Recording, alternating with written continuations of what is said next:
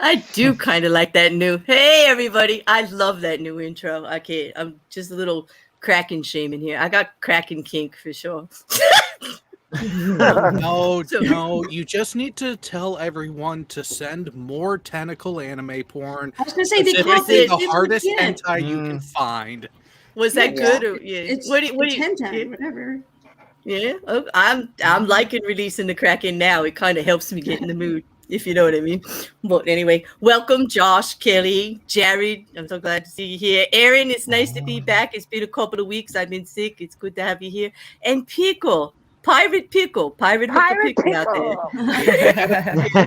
We got a pickle to Yo play with tonight. ho. This is fun. Yeah. No, yes, I love playing with Pickle. Pickle came on board about a month or so ago, and I've been playing with Pickle every day. It's been quite enjoyable. That didn't come out right. I know. That just I think that came out She just right. likes Yeah. Play with Yeah. the pickle. Well, I don't know what you call it. We have fun. We have Discord calls and bullshit on Twitter and in the chats on YouTube, and it's always a good conversation. Hey, thank you, OG. You like that intro? I'm getting very fond of it myself. I am. It's a good intro. It is. It also, yeah. I'm getting there. It's different. It's definitely different than what you would expect of me. But so, how has everybody been? I have something I need to talk about because I've been obsessed with something I saw on YouTube and Twitter and like everywhere, even on Instagram. I saw this stuff. I put the news on and I saw this. It was a statement by Tucker Carlson. You guys know who Tucker Carlson is? Okay. Yeah, unfortunately. Yeah. Okay. Well, if you saw, I changed the thumbnail. I just can't get over this shit because Tucker Carlson is really, really upset that Disney is desexualizing like M&Ms, and Tucker Carlson found out that like he's got this thing for the green M&M, and he kind of found out she was brown on the inside. He's devastated. Well, here's the problem, though. Here's the problem, Tucker. Every M&M is brown on the inside, just like every woman's special part is pink on the inside. But you wouldn't know that because you haven't been close enough to know. That's right. That's so good, Jared. You're right. Because I'm actually offended for all sexualized items everywhere. Like, let's just for everything. Being an over-sexualized avatar, so I've been called. Like, even when I have clothes on, like, what the fuck is that? But anyway. I am offended for all sexualized items everywhere. That Tucker Carlson is offended that M&Ms aren't going to be sexy enough for him anymore. Yeah. Like, wait a minute. Just put that in your brain. Tucker Carlson, the most asexual person on the planet, in my humble opinion, as a bear who really does have an opinion about that. He is flat, man. He is totally asexual, like dull. He's upset because he can't get his rocks off to an M&M in high heels anymore. Tucker Carlson. Tucker Carlson is the human visage of androgyny as a crayon. And exactly. Yeah. I'm offended that Tucker Carlson has sex. Like, that's enough for me. You know what? That could put me. I have to think about Tucker Carlson having sex. Exactly. But you know what? Actually, it's funny. Like, I'm not even offended because that's funny, Erin. Just think about that. Tucker Carlson and the M&M, and the M&M says no. Because the M&M's going to say no. Like, there's no way the M&M's going to say yes. I mean, look at those M&M's. They got it going on. But does she melt in his mouth or in his hand? I'm sure she melts Obviously wherever she wants, hand. and it's not at Tucker Carlson. She strikes up a match and melts before he can get to her. This is the M&M exorcism I needed to have. Thank you, people. Thank you for bringing it.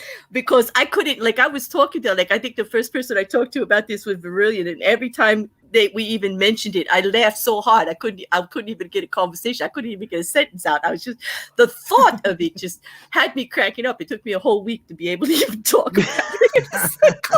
It's just so goddamn amusing. It's so rich. It's just like Tucker Carlson's offended because Disney is desexualizing the M&Ms. Well, Claire, M&Ms are really one of the staples of chocolatey goodness, so why Well, wouldn't it be rich? Oh, It is rich, and I am all for chocolatey goodness. Like we were talking about that before, mouth kinks and this, that, and the other thing.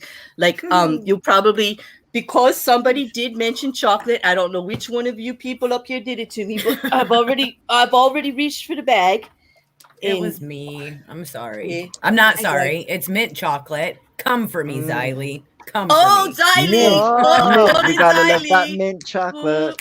Wait, Claire, Kelly? I sent you a screenshot in Twitter DMs. In What? Twitter DMs? Yeah. Am I okay? Because man, if I pulled up my Discord right now with the sexy M&Ms, you people would I would get the stream taken down for sure. oh my gosh. Should we send Tucker Carlson a box of chocolate buttholes? Oh. Oh shit! Oh God, No. Erin, I am putting this up. Oh my God! All So right, Erin, this I know what this. tweeted it Wait, the other Erin, day. I know, Erin. I am just gonna say, isn't this revenge for the thunder nipples I sent you during stream? I know it is. I know it is. So we're even now, right? You're gonna answer my DMs again? Yeah. Yeah, This is- he's that bad. Yeah, we're even. He's as bad as Thunder Nipples. well, Oh okay. God, So- this was okay. Wait, it's coming. Wait, I got to get it up. You know, I'm not. That's gotta what get he it said. up? Really? Oh, did I say that? You gotta tease it a little bit. You gotta work it a little bit. You gotta build into it. You can't just rush it and expect it to be all there all the time. Damn it! No, you need Damn to it, take your Jared. time. You're so particular. You put all these rules on me. How am I supposed to be Oh sexy no! with all these They're rules? not rules. They're not rules. They are goals to be achieved. Goes Okay. for life. All right. Mhm. Well, I think I achieved the goal. Here we go. Don't ever challenge a bear. A bear always achieves a goal. I tell you that. Here we go. All right. Just remember, people, you asked for this. No. Oh, Yeah. I did. oh my God. Nice. I gotta make it. Wait, this deserves to be bigger, people. I'm sorry, but there you go. It's gonna be bigger. You Yeah, I gotta saw see that it. on Twitter, and I was like, "Yeah, okay, thank you to that person." Yeah, I like how at least he's not playing favorite to the any particular colored M&M there. But Are it does you look like sure about that? Well, Wait. let's see. I think those are the peanut M&Ms. How? Oh So long as it's not the precise- mini M&Ms. So long as it's not the mini no, M&Ms. but look, there's a picture of the green. There's a Erin. picture of the green M&M right above there. You know, it's like, Yeah, but Claire, but Claire, this is you're just still- as unsexy as I thought it was going to be. He's like wearing socks and shoes, and he's got khaki shorts. Oh my God! This is so. wait. So We can ratchet that up a notch because I gotta remind you of something. You're assuming that he's hitting more than one M&M at a time. oh, you just True. no. I actually, So that's where in my mind, I'm pretty sure he's not. But someone had mentioned, someone had mentioned sending Tucker Carlson the sweet little kiss of the chocolate imprinted buttholes. oh No. whoa. No. I bet you that's more. Well, I do not. think That's he is chocolate deserving. sex. I don't care what anybody says. That's pretty sexual. He might be happy yes. with that. But that's exactly the point. He is not deserving of that. If you are going Right. to send him any sort of confectionery, you need to get a hold of one of the candy makers in Japan because they make these wonderful lollipops that are very phallic shaped and about the size of half of a pen. I think that's more You his break speed. his teeth to get there. I think he's more No, upset. you can order it online and have them Yeah. shipped. You can order anything online on pretty much like okay. Well, yeah, Missy that- Elliott's "Work It" song. Oh yes, he was working those M&Ms, John. I agree with you. He was trying, but they didn't look very happy about it. That's all. It's like you just have to wait. What's that, Hawks? But you just had to push the. Oh, I did. I pushed the right buttons. I got it up. Didn't you see? I did. See, I was successful. But Now, Hawk has the Right. right idea. Well, Jared, did you have any doubt that I wasn't going to get it up? Come on, the bear. You just got to work it a little bit. I did work it. It was successful. Did you not see? I got it off. I did. Like great. Yes, but then the image completely ruined it. Well, I can't help you. You know, it's not my fault. It is Tucker Carlson after all. I mean, like, you know, he's like ruining sex lives everywhere every time he opens his mouth. Anyway, it's like I free-thinking would people anyway. rather mold Donald Trump's asshole with my Oh bare my hands God. into chocolate Oh than God! watch Tucker Carlson eat an M&M. I don't Question. even. Oh my Pickle. God! Pickle, Question. please! Oh God! Now I You have the two- image you in know my what? head. Thank you Wait, so much. wait. Pickle, it's wait. bad enough I'm alone, but now you want to ruin my alone I- time with myself. Like, I how need- am I gonna go on? I got a blizzard coming. What am I supposed I- to do with I no feel- electricity in this house? For I like feel 24 hours? compelled. Like, oh. I feel compelled to try to fix this situation. Pickle, can we trade out Donald for Ivanka? Oh, yeah. oh, I might well, join you then. That's a puckered up butthole. I don't know if we'd be able to get it done. Oh, ye of little Yeah. faith. And we would have to get, and we would definitely have to get the stick out of the ass to get it, Oh, yeah. first. Yeah. But Mm. there you go. You know, hey, well, Well, the way she looks, we could just use her lips. It wouldn't be a whole lot different, to be honest. oh wow, Pickle! Oh, Pickle's oh, being Send- savage tonight. Yeah, send Tucker a box Pickle. of both and tell him to figure out which is which. It's all started with a goddamn M&M. I can't believe it. Oh my god. Oh my god. Oh, okay. I think I'm totally exercised from the situation now. That's good. That's good. Are you guys okay? Are you okay? Is everybody gonna be okay? All right. I hope we didn't like lose anybody over that. But anyway, Mrs. Cassandra, take all the time you need. Whatever you need to do is fine. Whenever. You know, girl, in real life first. It's cool. It's See, always cool. Hello, Kino. Kino Yeah. has the best question so far. Which When me way? find Yeah. it. Wait. Oh, yeah. This is it. I have to say I've missed this. I'm kind of like it's a little different. We have a little bit of a different crew here, but I'm really, really excited because I've not been very well for quite a few weeks now, and I canceled Mayhem. I had no voice. Can you imagine, like me Yeah. not being able to talk to anybody? It was terrible. I barely survived. I did, but I'm glad to see everybody back and to see everybody in the chat. I don't have a presentation because my internet has been wonky all day getting ready for this blizzard that we're supposedly going to have.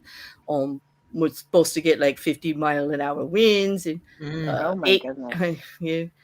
8 to 15 inches, which I think is just excessive. Like, what the fuck you're supposed to do with that? It's just a waste. Like, it's a waste. So what But- you're saying is the only hope Tucker Carlson has of getting blown is if he comes over to the East Coast right now?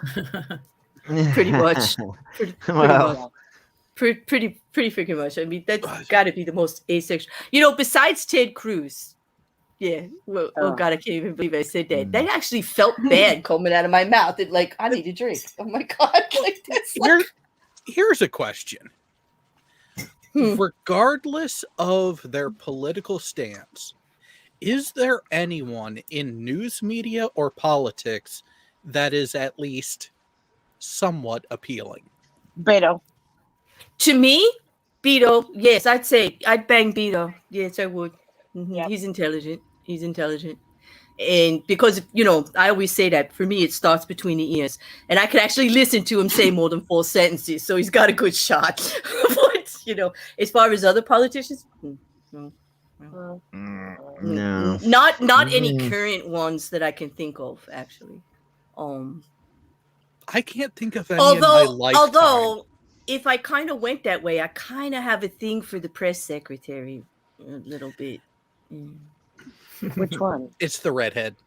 The redhead. She kind of she's smart, and she like if they try to call her out, she snaps back. She's got Jen? snark. Yeah, Jen. Jen Like Psaki. if Jen could get me to go that way because she got me between the ears first, and you know that's got to happen, and I could listen to her talking. Yeah, She got sass. she does, and you know me, it's all about the snark. You know, you're gonna have intelligence and snark, and you got a 50-50 shot. But still, I like funny. I do like funny. Well, there's a lot of otters. Thanks for the otters, guys. I just noticed. I wasn't paying attention. You all ottered me up, made me feel better. Thank you. Yes, Jen Pisecki. John, I'm curious how you feel about Jen, because you and I have, weirdly enough, we have similar tastes in things, in certain things. So, like, I think she's smart, clever. I don't. I kind of like Tulsi. I don't. Who? Tulsi. Gabbard. Yeah. Mhm. Gabbard. Yeah. I can see that. Here's the problem when it comes to a lot of the female representation in politics.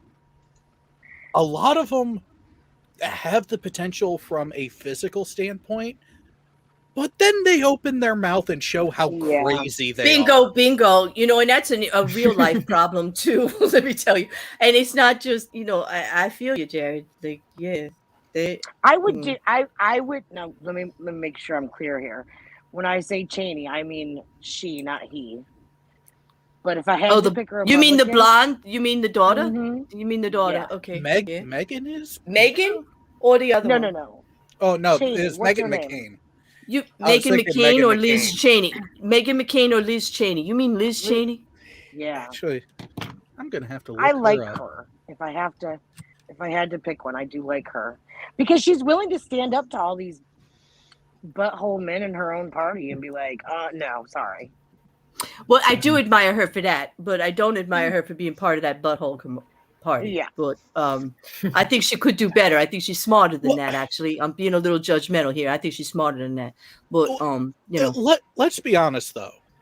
Both political parties have their warts, and neither party is what they actually were.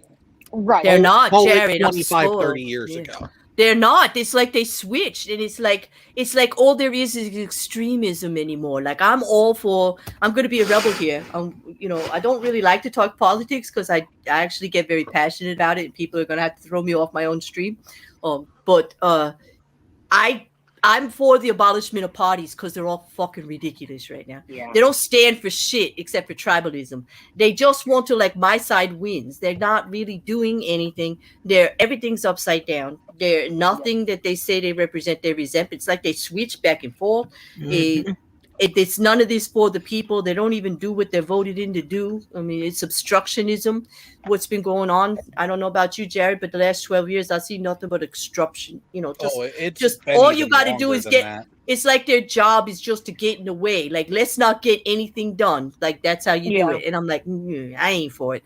I want it all. I want to burn, you know, I'm one of those people that just say, we need to dismantle it. I don't know how. I know that's pie in the sky thinking. It's a little naive of this bear to think that that's possible, but it's got to start somewhere. You know, it's got to start. You know it's bad. You know it has really gotten bad when a proper satire is exactly like real life. Yeah. And I'm talking about the movie Don't Look Up. Oh, yeah. We just saw that. Yeah, I watched it. The political response to issues. It's sad, but hilarious because of how true it is. Mm-hmm. It is. Yep. It was, but it was when we watched it, it was a little disturbing for me because it hit home. Like, it really hit me. Like, it hit me. Like, it affected me. Yeah. But I like movies like that. They make me think like that. But, one of the scenes in that movie was filmed maybe 15 minutes away from my office. Oh, wow. That's really close to home. That's the whole other meaning. Yeah, when that scene came up, I'm like, hey, fuck. I love this. Jared, read Jared, look at this one. John says, let me see if we can get it up. John says, senators and technical difficulty. Senators and Congress people should have to wear NASCAR type jumpsuits with sponsor patches so we can clearly see who bought them off. I mean, you're not wrong. We actually did try to get rid of the lobbyists, didn't we, Jared? And what did it last, a month before they reversed it? Like, oh my God. No, they they didn't actually try. They just kicked out some of them because of the bad flack that was there. But then once it calmed down, okay, you can Yep. come back. Just Yep. come in the back door. Yep. Back door. Not Yep, not it the is. front door, back Bring door. the checkbook to the dining room, and we'll talk about. And we'll it. talk. Exactly. But I'm with you, John. Like that would make it easier. We could see them coming. But here's what's hilarious is one of the reasons why they won't do it isn't just because their actual interests will be shown, but more so the fact that the sponsors themselves wouldn't want it known because a lot of them are playing both fucking sides. Yep. Nope. I agree with that. I'm trying to find out if I have a window open that's doing that. Do you guys hear anything in the background? Or is it just me? Yeah. Oh, sorry. It sounds like a TV almost. It might be me. Sorry, I was uploading something to TikTok. Oh. Yeah, apparently you have to like pick music and shit for the back. I never used TikTok before. It's weird. I don't know. You know what? I don't like Every time I any of the music. do like I've had some bad experiences. Like I put my little elf, my elf on the shelf, my naughty gift at Christmas time to everybody. I put the one with the porn music on TikTok, and they actually wouldn't advertise it because the elf drank too much. Like they didn't care about the sex. Like that elf had sex, all kinds of sex. That elf was teabagging and was fucking elves. I mean deer right there on the screen. And TikTok didn't care about that. They said that because there were beer cans there, they couldn't promote it, so they took it down. And then whenever I try to put mocking media stuff over there, like I tried to promote the video that I really felt strongly about, they because of the music, because you don't pick their music, they take it down. They strip the song, they strip all the music right off of it. So you're better, my point being, Erin, you're better off picking something right from TikTok to add to it. Don't add the music to it until you get it there, because they're just going to strip it off on you because they're pedants. They just they know everything. I have a great idea. Platforms that want to play fucky games like that, stop using them. It's so much. I'm kind of. It's like fun though over there. Have you been over there, Jared? It's kind of fun. It's kind of fun. I have come to abhor pretty much every social media platform. Oh, really? Why? Why? It's fucking destroying civilization as we know it.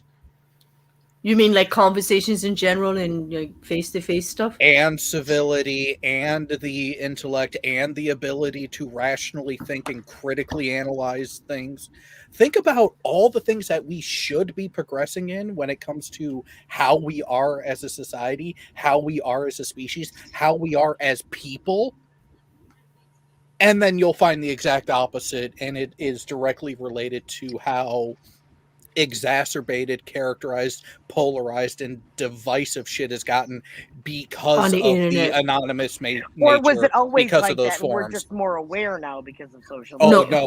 No, but I think it's easier. I think he's right, because you're behind a keyboard and you're blank and you don't have the consequence you do if you're right in front of somebody's face. Everybody knows you'll say more shit out here on YouTube, in the chats, behind the keyboard where nobody can actually get to you than you would to somebody's face. Like it's like the boundaries are stripped back. It's like common decency gets taken away a little bit. I did an interview with BX Beast Boy and his channel. And he premiered last night, but we were talking about this, and and I'm like, and I thought about it, I'm like, wow, yeah, because like I think when we argue in person, like say whatever, you're a teenager, you're at school, you get in a fight with one of your friends, you're kind of forced in a sense, to like eventually work it out, sooner rather than later. You work through it. And also, like, if you go too far, then you're face to face with people, so you're kind of stuck, with some sense of accountability. But online, nobody really. You can just walk away and never face accountability ever. Nor do you have to. You don't have to work anything out. You can just fucking block everyone and move on. Right. I wish people would do that more. Yeah, you mean block them and just move on? Yeah. Yeah. Instead we get the block, and I'm just going to keep reiterating and keep repeating the same nonsense. Yeah. Mm-hmm. that's always disheartening. Like when they continue to do that, behind the scenes, you can't even see it. They block you and then they keep talking about you. Like it's okay, that's ridiculous too. Well, Yeah. They just want but an I echo do chamber agree. to talk. That's it. Yeah, it kind of desensitizes you. It's kind of this, what they used to say about like video games that did a lot of violence, how it desensitized you to it. And I think the same thing is happening, on the internet. You get desensitized to having to actually have respect in a conversation with people and like try to open up your mind, having like charitable listening and critical thinking, and just like try to look at it from the other side because you're trying to have a conversation. But a lot of the times it's not a conversation. They're just talking at you. They're just screaming into the void, and just doing it. Some of them even just for reaction. They don't even have anything to say. You know what I mean? They're just trying to, whatever you want to say, they want to say the opposite. They're just trying to be little bitches. And Yeah. this is Totally the true. perfect moment. This is the perfect moment to point out, John, get out of my fucking head. I love you, but get out of my head. John's always in my head too. I'm glad he's in somebody else's. We can share him now.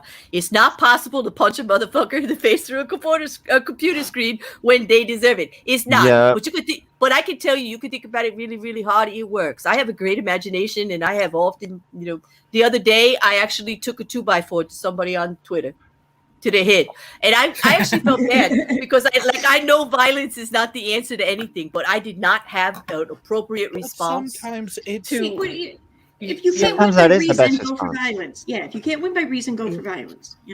Well, that's the reason they have rage rooms, right? It's not. I mean, Yeah. Have you ever been to one of those? Oh, we have one down the road. Like, no, I got to throw an axe and destroy a whole room. Like, I got to break a TV. it was the best. I shouldn't really be this excited about it. Oh, this is so good.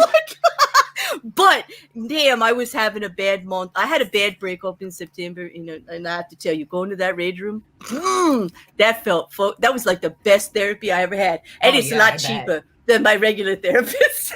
I would find it so it was pathetic. a lot quicker. It was a lot quicker. I got to take bottles and throw them against hard stuff, like to hear that breaking glass, and like not worry about all this. Like it was like I trashed the apartment, but it was just a room, and it was just like and you it was didn't have great. to clean it up. I didn't have to clean. That's the best part. I got to like hand him the axe and walk away. Like I did. I actually got to. Yeah, it was good. This is what a lot of people don't realize, is that a lot of the emotions that build up that lead to that are very primal in nature. So sometimes you need that sort of release. You need that level of release and that mode of it to really actually process it and get it out of your system.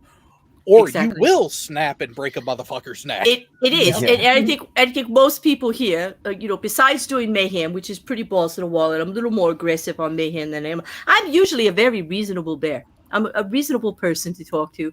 I usually can hear both sides. I'm very calm. I'm going to listen. I'm not going to be like, taking an axe to anybody normally. But damn, that was so freeing. Like I couldn't believe how much I was into it. It was a little scary, but it was good. It was really, really good. Sometimes you just need to let the rage monster out. Yeah. Oh, I know I'd enjoy it. Because there have been times where like I snapped. I didn't punch a motherfucker in the face, right? But I snapped and I picked up whatever was next to me and I just chucked it. And that felt amazing. And that was my own shit that I ruined and it still felt good. If it was just in a room and someone hands me a sledgehammer and some goggles and they say, go at it. Oh, I'd be there in a shot. It's on my bucket list for sure. Yeah. That never works for me, Kino. That it was rage I wanted to get out, and not that. But you know what? Because I was mad. I was actually hurt and mad. I think that's what it was. It worked for me there. The other thing, it would just be revenge, like make me feel better about me, about myself. But I didn't feel bad about myself in the situation of the breakup. I was really mad at them because they were just wrong. I don't know how to put it. Like I didn't feel bad about me. I wasn't hurt that way or everything. I was just pissed off that it had to be like that because they were just such an asshole. So destroying a room worked. It really did. It was good, But not that I recommend you all go out and do that, but still, go out and do that. Hey Jen. Hey Jen. Hey, how are you all? Hey Jen. We're talking chocolate. M&Ms, sex, Yeah, my favorite. and rage Sex with destroying. M&Ms. Yeah, Isn't sex that with what them. Tucker Carlson was into? Sex with M&Ms. This is how we started it. Yeah. He's all upset because his M&Ms aren't sexy anymore, and he can't Yeah. Oh. Yeah. He just can't get. He just really wants to get those high heels, up in the air with the M&Ms. That's He did. all the time. That was his major complaint, is that they lowered the heels. She wasn't sexy enough. No, Oh, and they changed the way her mouth was. It wasn't like that was. So basically, you were suggesting that with the change in her mouth, he wasn't getting as much enjoyment as he was before. He wasn't, but I'm just telling. And then Erin gave us a picture that showed that he really doesn't have the equipment or the ability to get the enjoyment anyway. Oh, he's the Ken doll of Fox News. Is that it? You know what? He is the Ken doll of Ken dolls. I'll tell you that, because he's the most asexual. He was the most asexual person I could think of, and this is why it was so damn funny for me, and I couldn't get it out of my head like all week. It's like it actually led to quite a few conversations of how you can have sex with M&Ms, like what you can do with M&Ms. Like it was like all week. Like I was getting ready for this stream all week with the M&M conversations. It was like crazy. Like crazy. I'm conflicted. I both love and hate the comparison of Tucker Carlson to a Ken doll for one reason. Yeah. Dogma. Oh wait, The Metatron. Metatron. Yes. If Ken, wait a second. If Tucker Carlson is the voice of God, then I'm definitely an atheist now. No. There you go, Pickle. That just went on my argument. That just went on my argument list. For That the next pushed one me that comes over up the with edge. that shit. Oh, that's a T-shirt. That's a T-shirt waiting to happen. That is. Yeah. No, that is it. It is it. No, that oh my god. No, we must correct that. The voice of God is Hans Gruber. It is actually as he falls off the it, building. Yeah. And it is not Christmas until Hans has fallen from the top of the Nakagami Tower. That's right, because you're with me, right? It is a Christmas movie, and it's one of the best Christmas movie. It's an everything movie. It's Bruce Willis. I had somebody threaten to come to New Jersey and beat my ass over that. Right, Jeff? Like they did. With the baseball bat. She did. She said, I live right there in New Jersey. I'll come beat your ass over that. I said, well, go on, because I'll die on this hill. Like, go on. Like, what you think?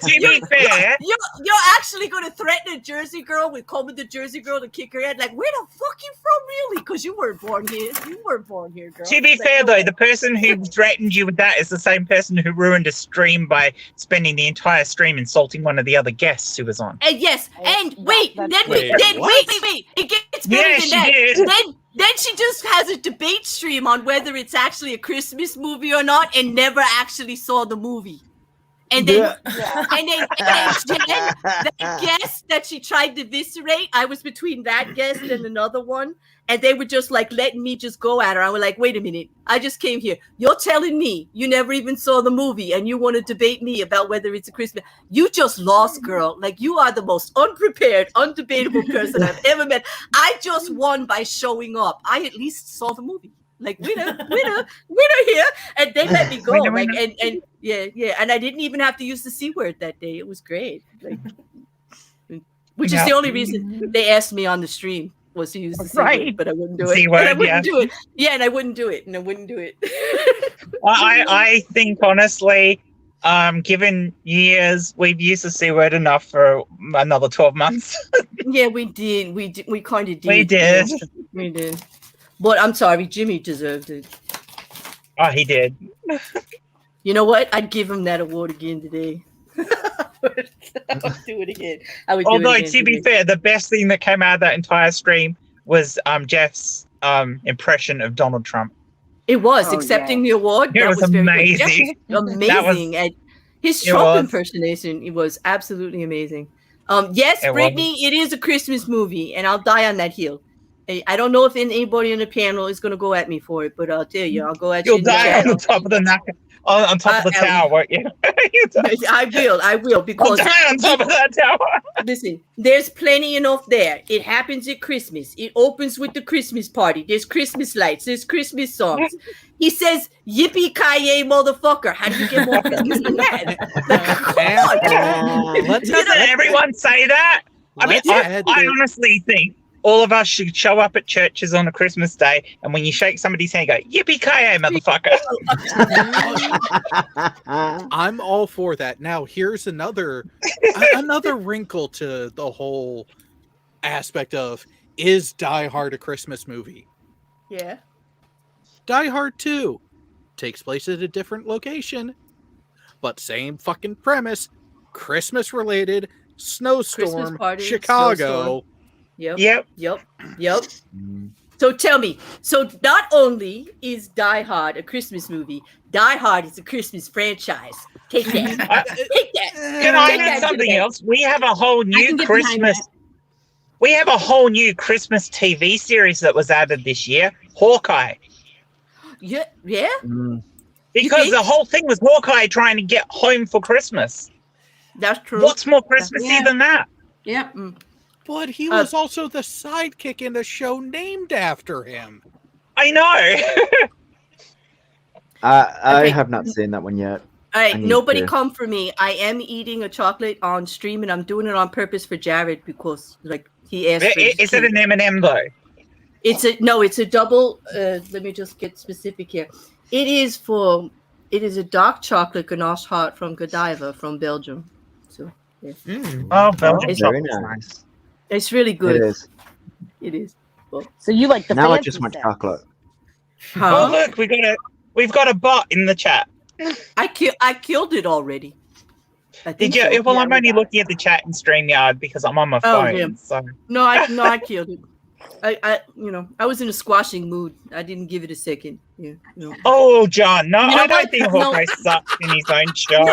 How rude. You know what? I'm sorry, but I kind of agree with John because when it comes to all of those guys, like from that whole thing, Hawkeye's the worst, man. He's just underutilized. He's underutilized. Yeah. But he didn't carry his own show as well as I would have expected. I don't know. No, you got to blame. Here's the thing, though. You got to put more of the onus on the writers and the creative staff because an actor can only do so much with the script they're given. Yes, a good or great actor can improve a script, but you can only polish a turd so much. Yes, Jeremy's wonderful. I love him. I actually do. I think he's snarky and funny as hell. Oh, he's amazing. Great. Oh yeah, and he's actually amazing. But they didn't do him any favors with that solo. They didn't. They did. There wasn't enough there, Jared. I mean, they kind of hurt it for him. I honestly don't know why they didn't have more of Hawkeye in shows with Captain America. They should have, because that's the premise. If you read alternatively, why didn't Hawkeye show up in the Black Widow movie? I mean, they're always teamed up together. And that was totally wrong because they had that dynamic, and they definitely, out of everybody there, had that thing behind the thing going on. Like, you know, I want to know. I really want to know. You guys have obviously watched the series, but there's one question I have to ask. Did you ever find out what happened in Budapest? No. No, but that's why she should have been in the movie. That's why, like, we know what happens in Budapest stays in Budapest. Stays in Budapest, as it should. Just because you can say Budapest, doesn't that sound great? Just like that, just sounds great. Budapest. You just got to remember, everyone has their own perspective, so everyone's going to remember Budapest differently. Exactly. A bit like the Bible, really. Wow. I don't really want to go into mythology. We could have a lot of fun with that one. Hey, well, we got another hour, Jared. Like, go on. And then, Kino, I can't stop putting up pictures of Benedict Cumberbatch. I got to stay up here for an hour. You don't want me to get busy somewhere else. Just Benedict Cumberbatch. Wait. Yeah.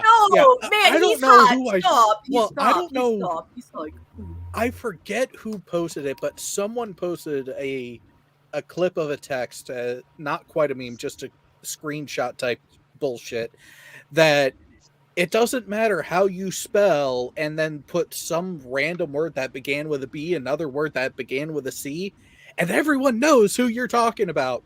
And it's fucking true. You could say Benadryl kumquat, and people know you're trying to say Benedict Cumberbatch. Benedict Cumberbatch, right? You know, I'm just like, I'm good. I'm just like, oh, you know, I'm with you, Kino, but please, girl, I gotta stream. I have to stream, you know, later. Come to the after show. We'll show you lots of pictures. We'll talk you through. But anyway, no, Black Widow takes places the events of the Civil War. Yeah. Yeah. I remember. Just after Civil War. Yeah, and I watched that film the other day for the first time, and I was severely disappointed. Were you? But, yeah. I mean, yeah, the action was good, but it was just like, okay. Well, there's a conversation out of that series, out of that whole Marvel series, character series. What was your favorite movie? Now that we're at the end of it, with just I guess Hawkeye. Hawkeye was the last one, right? Yeah. I know they did the Eternals movie not too long ago. I have not seen the Eternals yet. Yeah, I have not seen the Eternals yet. You want to be fair, you'll probably be disappointed if you watch the Eternals. Yeah, my partner watched it and turned around and said it was okay, not great. Honestly, of all the Marvel movies, my personal opinion is it's the weakest of all the Marvel movies. The Eternals was okay. What do you think, Jerry? Yeah, I like Captain Marvel. I don't know. I kind of like Captain Marvel too, but actually, Doctor Strange is my Captain Marvel. Captain Marvel would have been a far better movie if they actually had kept in all the scenes that they deleted that actually showed her character development instead of simply saying she was a better character, or she was saying this she way. was this, right? They had to show it. They had to show that development, and they kind of missed it. But, this is one good thing about like not reading the comics or anything. You never know what you're missing. Yeah, I mean, I haven't read the comics either. I did. Here. I grew up on it. Yeah. I have a very surface understanding of the comics and basic storylines that were common throughout different iterations. So when I'm evaluating the movie, my initial evaluations are just on it as the movie itself, which the latest Spider-Man, No Way Home, was actually really fucking good. It was because you know what? All the story was there. Like everything was there for a change. Like I have to agree with you. And even if you hadn't have seen the original Spider-Man movies, original Sony ones, you still can get it. You can still figure out what's going on. It's not a requirement that you feed him, but you get more out of it if you have. Well, and part of that actually goes to the writing staff and the actors. It does. Having the three leads that played Spider-Man and the way they interacted, a lot of their dialogue between each other actually came off as being off the cuff and natural, which is fucking phenomenal. Hard. It's really hard to do. You really need a good combination of that staff and the artists themselves, and being able to take the direction. Character. Yeah. That is the biggest thing. Understanding and having a good grasp of the character themselves. Yeah. So there's quite a I don't know. There's quite a lot of difference in the chat. But Kelly, do you have a favorite one out of that series? No, my husband watches them all, and I've seen.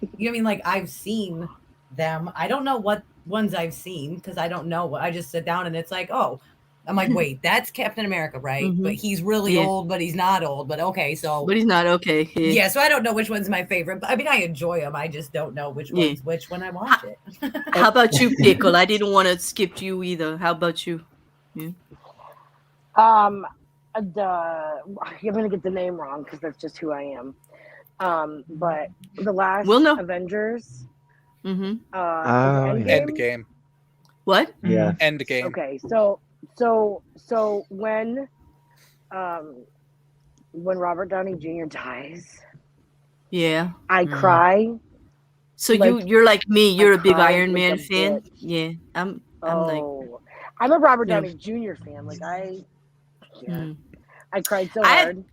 I have to tell you, my absolute favorite character, and he's not even in any of those movies. And it is, like you said, Jared, it's the writing. It is bringing the snark and the actual character to life. But like, who can't relate to Deadpool? Come on. Like, yeah, that one I knew I awesome. loved. Deadpool is the comic embodiment of Ryan Reynolds. It is just so great, isn't it? It's like a perfect match. And although I loved the comics beforehand, and I love the whole thing, it just fits Ryan so well because that's just Ryan's snarky ass. But I'm just a big Deadpool fan, but I can't it didn't fit into the series. Like they wouldn't have been able to really put him in there. They did have to tone down Deadpool a lot for the movies. They did because he's a show stealer. He's just all that. Like he's too much. Like if there is too much, it's Deadpool. Like, but I am a big fan. Like I want to live my life like that. Sure. So I didn't actually get to finish with what my personal favorite of all. Oh, of I'm them sorry. Have been. Oh, Just the recent ones. They have gotten good. They have had the lull in the middle, and really. Let me start off with there's one thing that I hope they do because I think it would be fucking hilarious to see. And that is bring Venom to New York City with Tom Holland's Spider-Man. That could be fucking good. Damn, I would hawk things to go there and see that. Like we should. They've kind of hinted that that's the way they're going to go. That there will be Spider-Man directly interacting with Venom, so that would be phenomenal. There's a new Guardians of the Galaxy coming out soon. What about for those who actually have read Marvel comics? What character would you like from the comics to actually make it into the movies? Into the Venom movie? No, into any Marvel movie in general. Well, I would want you to bring. Well, they killed all of the one, but they can always bring him back. Well, then please bring Iron Man back because number one, he's really intelligent. You're getting Ironheart, and he's human, and he's a genius, and he's got lots of money, and he's hot as fuck. Like bring back. And he's snarky. Yeah. Well, you're getting Ironheart back, and the what you end up with if they follow Ironheart the way it was with the in the comic books, you end up with an AI version of Tony Stark as a mentor. I could totally deal with that. Yeah, I could deal with it. I would like to see Tony. I would like to see Iron Man come back. And Doctor Strange. Robert Downey Jr. said he would mind doing small bits for it, but he doesn't want to do big movies anymore. In reality, Polly, I really only need him for an hour. So I'm gonna have to drop out. Okay. Love you all. Catch you later. I love you. Bye, man. Yeah. But he doesn't have to stay for a long period of time. I only need him for 2 hours or so. Really. What, you can get that done in 2 hours? With Tony Stark? Yeah. See, I'd need a weekend. Sorry, I would. I'm just saying, like. Well, I don't know any movie length, like weekend movies that go like the whole weekend, like a movie, unless you're like, You haven't tried hard enough. Jared, you keep saying that to me all night. Like this is getting to be a thing. Like I'm gonna get a complex here. I'm gonna start putting polls up. Does the bear try hard enough? It's like I don't even want to think about it. I don't know. He said he'd never come back. That's terrible. Here. Oh, really? How about you? Looking out the window, and it's big fat flakes. I'm telling you, the wind has already started here, but I don't really. I can't. I have all the blinds pulled, so I don't know if the snow started here. But so far, the internet's holding up pretty good, and we're into and we're almost at midnight, so we almost made it an hour. That's good. Well, after midnight is when we turn into all dirty little soldiers. Wait a minute! Started that this week. What started this week? The dirtiness. That's like all the time. Yeah. Yeah. We're bad people. They're not. No, there's nothing to. Now, don't get me started, Josh. There is nothing. There is absolutely nothing inorganic or dirty about sex, talking about the freedom of being able to do whatever you want. There's nothing dirty about that. They don't. Yeah, I just came from a conversation about that. Just remember your consent. That's right. Consent. It amongst two willing people of the same mindset with an agreement. Fine. I will have to say, I'm having a difficult time thinking of a Marvel character that I would want to see in a movie. Really? Because all the good ones have already shown up in some way or another. Yeah. So like, all right. So like Venom, like I agree. That would be like awesome to see that all played out. That we haven't seen enough of that, I don't think, Jared. Yeah, Tom Hardy being the host for Venom is definitely a better choice than fucking Topher Grace. 100%. Oh, Topher. Yeah. No, but that was a miss. Topher Grace was definitely not very good. He'll always be Eric Foreman to me. He's always Eric. I'll never see him as anything other than Eric Foreman. He's like a little. Yeah, I like Tom Hardy as Venom way better. I have a very hard time looking at him and not thinking that's the guy that didn't get the girl. Like every time I see him, like it's just like, nope, he did not. Like it didn't work. He just didn't get the girl. Like I just. Oh God! Now they're all talking about their favorites in the chat. Hang on, I got a question for Brittany. Yes, I understand your husband has the hots for Scarlett Johansson, but why don't you? Right. I'm telling you, I do. That girl is amazing. She funny, can get it. Brilliant. Yep. Damn! Now it's a threesome. It's me, Iron Man, and Doctor Strange, and Scarlet. I mean, it's a foursome. That's a foursome. Yeah. Okay, now we're talking a weekend. There you go, Josh. Now you got your weekend. Yeah, there you go. There's your weekend. There's my weekend. Okay. Yeah. A weekend in a water boy. You'd need some help there. No, there's 4 of us. I don't need any help. I mean, someone to keep y'all hydrated. Like, it would be. Are you volunteering, Pickle? You can be the water boy. I can be the water and the cameraman. Yeah, you be the water girl. You just give them water when they need it. Just hose us off. I got you. Oh God. Oh God. How does it get this bad? Like really?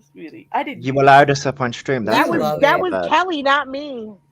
No, you guys are bad influences. Kelly. I am new. Oh, to Kelly, this are you? Bullshit. Yeah, I didn't know about Discord. I I've been. Listen, Pickle has tainted me in Discord chats, in voice chats. I welcome it. I like her influence. My mind went somewhere completely different with that phraseology. Hey, yeah, I told you the kinks come in the after party. That's where they do. Mouth that's where they start sending in pictures. Like if you go in the Discord right now and you go into voice chat shenanigans, you're going to see pictures of M&M's doing things you never thought possible. And that's where I go. And you're going to see there was an account in Erin's chat the other night called Hands Moist Thunder Nipples. And so while I'm trying, this is it, Erin, I'm modding you and they're in voice chat talking to me and they're all sending me those pictures. You're asking, what are thunder nipples? And they're like, oh, let's show us thunder nipples. And they start showing us these, I'm like, oh my God, I can't just live with this myself. I have to send this to Erin. Thank you so much for that. No, yeah, I know. And thank God you were off screen when you opened it because I heard you go, what? What? She goes, damn it, Claire. She gets on stream and goes, Claire, damn it, I'm never opening your DMs when I'm on stream again. Ever. Never. But thank you for the full condom on Twitter the other morning when I woke up. Do you know that was the first damn thing God. I saw? It's like, God damn it, Erin. Erin's peening me in public again with the full condom filter. That is funny though. I still laughed, not as hard as I did the first time. I didn't choke this time, but it was good. Yeah, but that was some amazing filters you had on there too. That must be fun. But they just switch automatically, or you have to do it? Is it like I know. I have to. Yeah, I have to just. But I mean, it's no big deal. Switch it. You can save the ones that you like or whatever, so you can just you can keep the filter screen up while while you're doing everything else, and you can just click. It's not a big deal. But yeah, you still have to do it though. Yeah. I know. Oh, it's like Michael Shea picks on Colin for marrying what? What is that? Thunder by you? Colin Alan Yost, the guy that's from SNL, is married to Scarlett. Oh, okay. And I didn't know they got does married. Weekend Update, and he does it with, they have a baby, I think. Well, yeah, good for them. There we go. All right. So, anything anybody else wants to talk about? Hello, Matthew, fellow human scientist. How are you? Matthew, hello. Yeah. Doctor. Tell me your name. What? That's You how guys- it goes. Oh, Is that how it goes? I thought it was Doctor, tell me the news. You know, this is what we were talking about the other night. So loving you. It's the lasers for me. It's the lasers for me. You see, but the laser beams. No, yeah, lasers are cool. Don't you think lasers are cool? Sharks like, lasers are just with freaking laser beams. Not sharks. Lasers. What does sharks have to do with sharks lasers? with freaking laser beams? Dr. Evil sharks with freaking laser beams. Yeah. Oh, like a movie. Oh, it's a movie. Yeah, I'm from the missing movie. it. Yeah. Okay. Did you get any sharks with freaking laser beams attached to their head? Yeah. Is that going to be one of the next Sharknado movies? Because I'm just going to like vomit. Like that's it. Yeah. No, John, I'm not trying to auction him off because he's adorable enough to find his own dates. I'm sure. Yeah. I decided not to go with Bear's dating protocol on Mayhem because, that makes me responsible for things, and like, I can't take this. I can't take the pressure. I just can't take the pressure. I mean, you could always do a bachelor type stream and been like, well, and here, ladies and gentlemen, here is almost a doctor for you.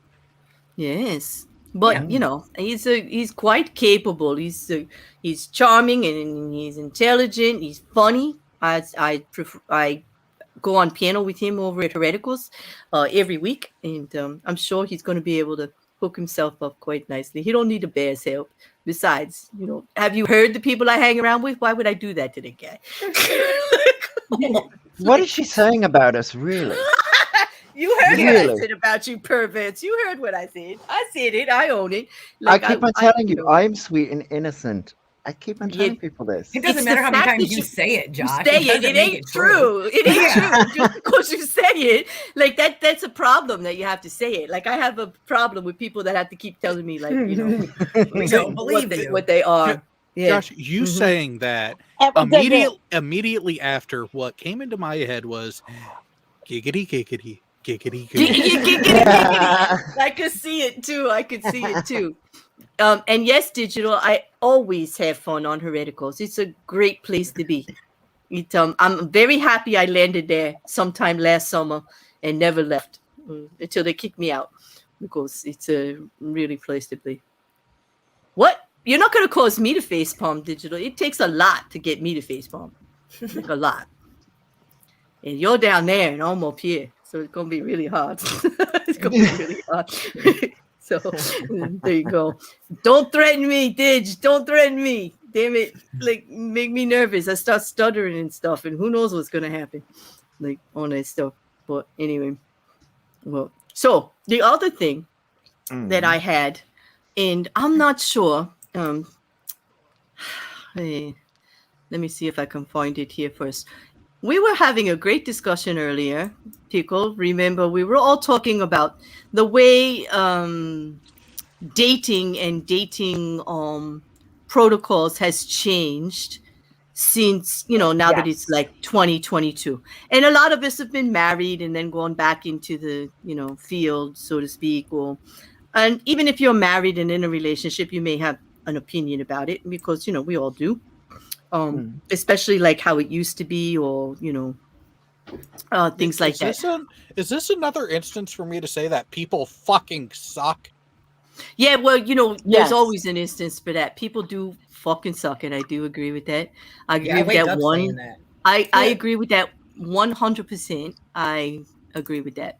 I'm gonna put up and read It's AIT. I'm going to do true confession right now and tell you I'm stealing it from a group chat in my that time of the month from the group of very funny lady. Erin, you're in there too. We put things up every once in a while to discuss and talk about. But there was a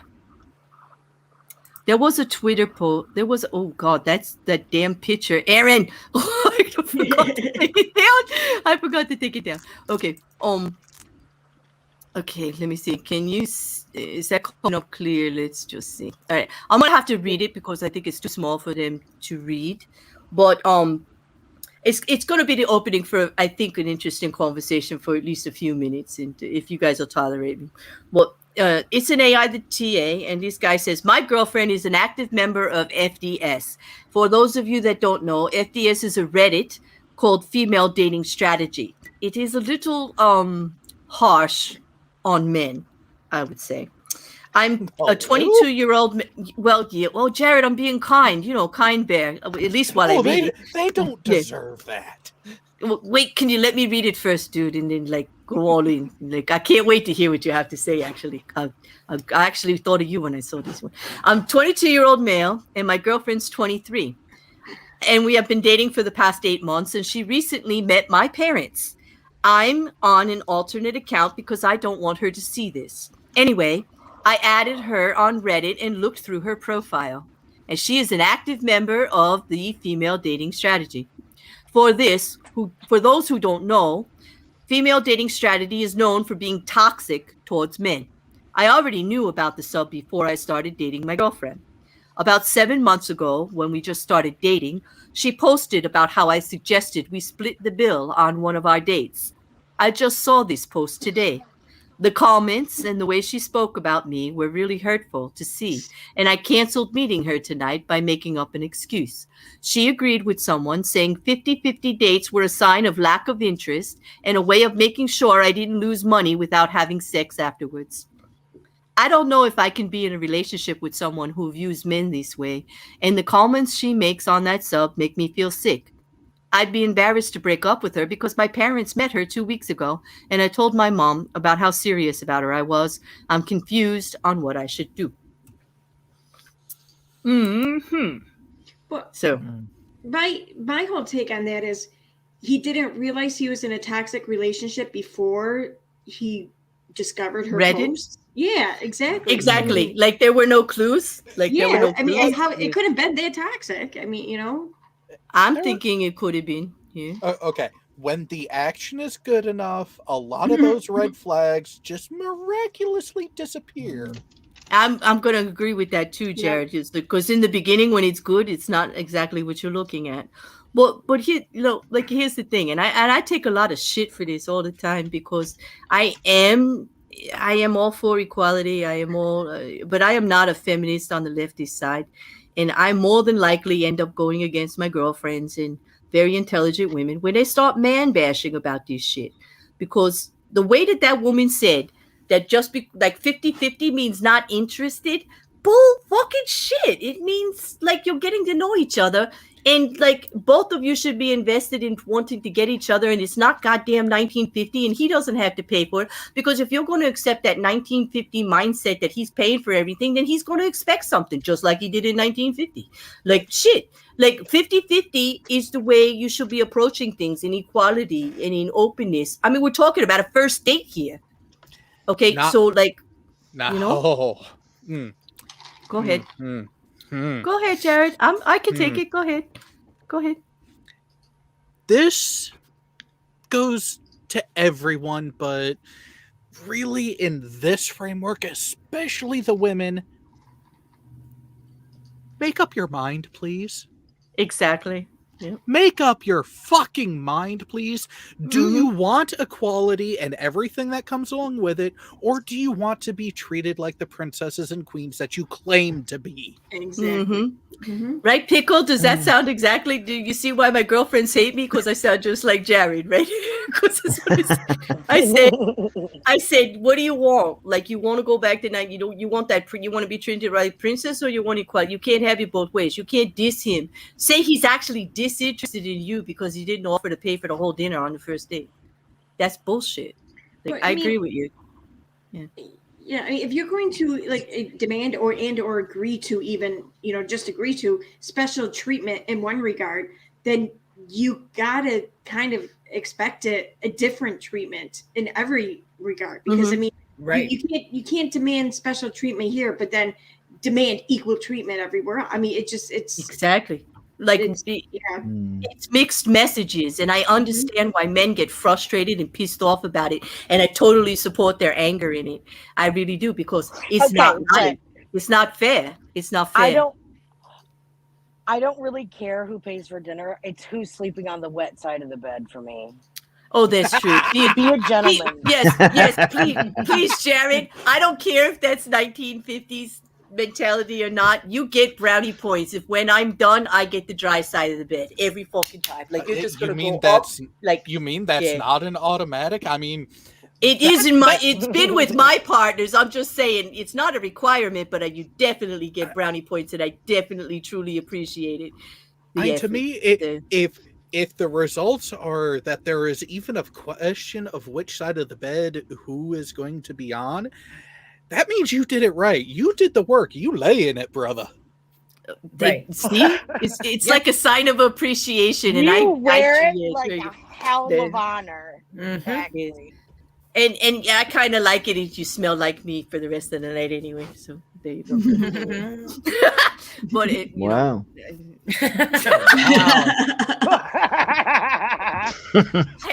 I can't help it. I'm just too fucking honest. What can I tell you? Well, so, at least hand me the blow dryer so I can clean it up afterwards. or take the moment to have a little pre-thought and have the towel stashed away. Yeah, no one has to sleep in the wet spot. You just have there. You go.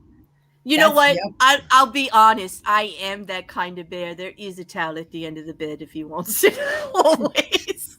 So, like, I am. I'm that thoughtful. Yeah, but I'm just saying. That's like I like that. I have a comment on Hawk School's. Wait, I'm putting it up. I just saw it. Wait. Can I read it first? Let me comment on this. Can I read it first? I'm dying to read this. If I can get through it. The person on top should get off to roll off onto the dry side. They did a lot more of the work. Get out of, you know what? Wherever you have that camera, Hawk Skull, you better disengage it right now. You know too much. Top or bottom, I guarantee that 90% of women have done a lot more work than any man. Because no, I don't agree with it. It's hard. What did you just say? Fake it till you make, girl. If you gotta fake it, you gotta make better choices. I'm with Jared. You got some work to do. If you're faking it till you make it, then you're not 100% there. Because I'm telling you, well, then this is the problem, love. Listen, the problem. I'm not faking it till I make it because I'm not going to reward. If I didn't get there, I didn't get there. I'm not going to pat you on the back. Then you think that order of events that you did. Great if he's not doing great. You want because you're going to think. So he leaves you. So he leaves you alone so you can go to sleep now. Maybe. But I don't want him to think that sequence is what does it every time. No, you need to know that wasn't it. Try different. Here, do this. I'm not faking it. There is a two-way street there though too, because if he's not hitting your spots and you're not telling him, that's right. Communication. It's 50% your fault. That's right, because it's 50% your fault. If you are not helping out the situation, take the blame. If you're not getting off, I'm telling you, 50% of that is your problem, if not all of it. Yep. Well, but if I'm on top, there's no problem. No, exactly. You just lay there. Mm-hmm. I'm telling you, bad sex is only as bad as you let it be. You've always got the opportunity to turn it around. I am a proactive bear. It ain't happening. I ain't tolerating that shit. There's no such thing. There's no such thing. If I'm there and I'm doing it, it's going to be worth it one way or another. I'm telling you, that's it. You got to be 100% present, for it to work. So that's Pickle. You're making me sad, girl. You're making me sad. I can't wait for the after party. We're gonna talk. Boy, are we gonna talk. I'm just a sleepy Pickle most of the time, and I'm like, yeah, hurry up, it's all good. Oh no, I've said yeah, hurry up, all good, but I'm very clear that like this is for you. Go on, hurry up. I know, I got shit to do, but I know as a man you've got needs, and I will. Yeah, granted, in every relationship, there's all different types of sex at all different kinds of times. Yeah. I mean, granted, there's the like, roll over, there it is, do what you got to do. I want to go to sleep. There's the, okay, I'm on the washer. This could be fun. That kind of stuff. It's always different, but like, that's acceptable as long as it's agreeable to the two of you and you ain't lying to each other. Like, don't pull that bullshit like you're into it when you're not. Like, don't do that. Oh no, don't do that. Yeah, I find that to be disrespectful. Yeah, might I exaggerate on some of the noises to get him there faster? And Jared, stop calling out Scarlett's name like in the middle. I found that a little offensive. Well, then stop calling me Tony. I know. That was touche. I just knew he had badminton in him. I just knew it. No, I knew, but anyway, that's a good that's another good conversation I was having earlier with some of our friends over in the Discord. I gotta tell you, that Discord's getting to be quite the conversational area for this kind of stuff. But as far as I'm going to be like back out there dating again. This is really scary for me. Some of this, I am finding men to be afraid to approach you because of tweets and quotes and things like what that woman said. I find it to be like they're more timid than I remember years ago about how I may react to things. Do you think that has anything to do with that contradiction that is, as a, women, there's a lot of women, right, that seem to say equality, but then also want that special treatment because of that contradiction. I think it's mixed messages. Yeah, it is the mixed messages. It is the misinterpretation of things. It is not being feared, being judged for just what used to be acceptable and the way things were all the time has a lot more stigma on it and a lot more connotation. And I guess this is part of why I really don't like social media in general, because it also filters in to the dating apps, which I hate to break it to a lot of you, but Instagram, it's a dating app now. People are using that for avenues to see what they can get. And as a result of that, you have probably a good 70 to 80% of available women, whether they're in a relationship or not, they've made themselves available, all trying to go after 1% of men. And if you are outside of that 1% of men, you might as well not even exist. My God, but who is that 1%? Like, I mean, I want a real person. No, you want to know the metrics that a lot of these women are going for, and even openly admit that they're going for. These are people who are saying, "Oh, don't fat shame. Oh, don't body shame. Don't do this. Don't do that." But if you're going to come at me, you better be over 6 foot, have a 6-pack or greater, and make more than six figures. Dude. Well, I hope they are getting ready to be alone, because that's unreasonable in my opinion, actually. Like, they don't want to be judged. I don't want to be judged as a woman that I'm not 20 anymore in my perfect little skin and, whatever. Like, fuck that shit. That's not fair. Like, dude, there is so much fucking hypocrisy in it. That's really where a lot of the problems come from. It is a insane duality of standards between what they hold themselves to and what they are trying to reach for. And a lot of them, because that 1%er will give them 20 minutes of attention between 2 and 4 in the morning once, they think they can get it all the time. That's crazy. Go on, Erin. What were you going to say? I was at work the other night, and this guy and this girl came in first, and she's a little heavier, so it's not not a big deal or whatever, but she's in there, she's like by herself, she gets a beer, and then this guy comes in, and he's like, I don't know, he's tall, but he's a little older, maybe, I don't know, like he's probably close to 40 or whatever, and he's he's bald, whatever. But I mean, he's a decent looking guy, and he's tall or whatever, and and he's not really that heavy. But he sits down next to her, and they're talking or whatever, and so she ends up getting up and going to the bathroom, and I walk down there. I'm like, can I get you guys a menu or anything? And he's just starts kind of complaining, talking about how the date's not going to go anywhere, blah blah blah. I'm like, well, why is that? And he's like, do you really need to ask? And I'm like, you fuck, really? Are you kidding me with that? Like, I mean, it was a first date, and he's just like, he's looking at her like, you're just not hot enough for me, and it's like, what? And it's, I mean, whatever. If you want to think that, if you want to, whatever, that's fine. But then to just openly admit it to someone, that's just wrong. Yeah. That's just wrong. Like you're allowed to have your, like, some of the best relationships that I have had start with a conversation in the beginning. Okay, and if you're not open enough to like treat people one-on-one, like we're not perfect. If you don't want to be judged, what the hell are you to go out there judging people like that?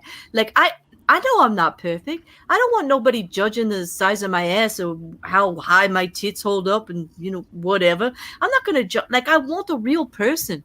I guess I'm weird, but I'm never going on a dating site. That's for sure. Like, the sad part of it is that there are a lot of guys who would be willing to give women who even have those sorts of standards an actual relationship and an actual legitimate try, but because what they're going after, because of what they are looking at is so skewed, I think it's just a challenge for them. I hope they bang the shit out of her and drop her the next day. I don't care. A lot of them have gone to that. I'm telling you, that's the kind of, I know that's wrong. People are going to come at me. I know that's not a nice statement. But when you have that kind of attitude and disregard for people, that's the kind of shit you get. Like, and that's actually what's happening. That a lot of the women who were doing that even 10, 15 years ago when they were in their early and mid 20s, now they're alone or just left or recently in the past handful of years divorced and going back out on the market, and they're running into the result of those guys being treated that way and now doing the same thing back. So it's become a negative feedback loop in the dating world, right? That if I were to be divorced tomorrow and if I were to have that potential where I could do whatever I want, my individual choice is to do nothing because of that fakeness that has been perpetuated and lauded through all those platforms and all those interactions that have even tainted the real world attempts at it. Right. That's it. It's just like I just can't even. That just solidifies my belief that I will never ever be there in a dating site like that. I think the whole premise of it sets up for fakeness to begin with and non-truths, and I know that people use it because they're lonely and they need to connect with other people, but I'd rather do it this way. It's a drug. Social media and dating apps like that have turned into a drug, and there have even been women who admit that they'll go on to Tinder, they will go on to all these not dating apps that are dating apps for the validation, for that rush of the attention, of that.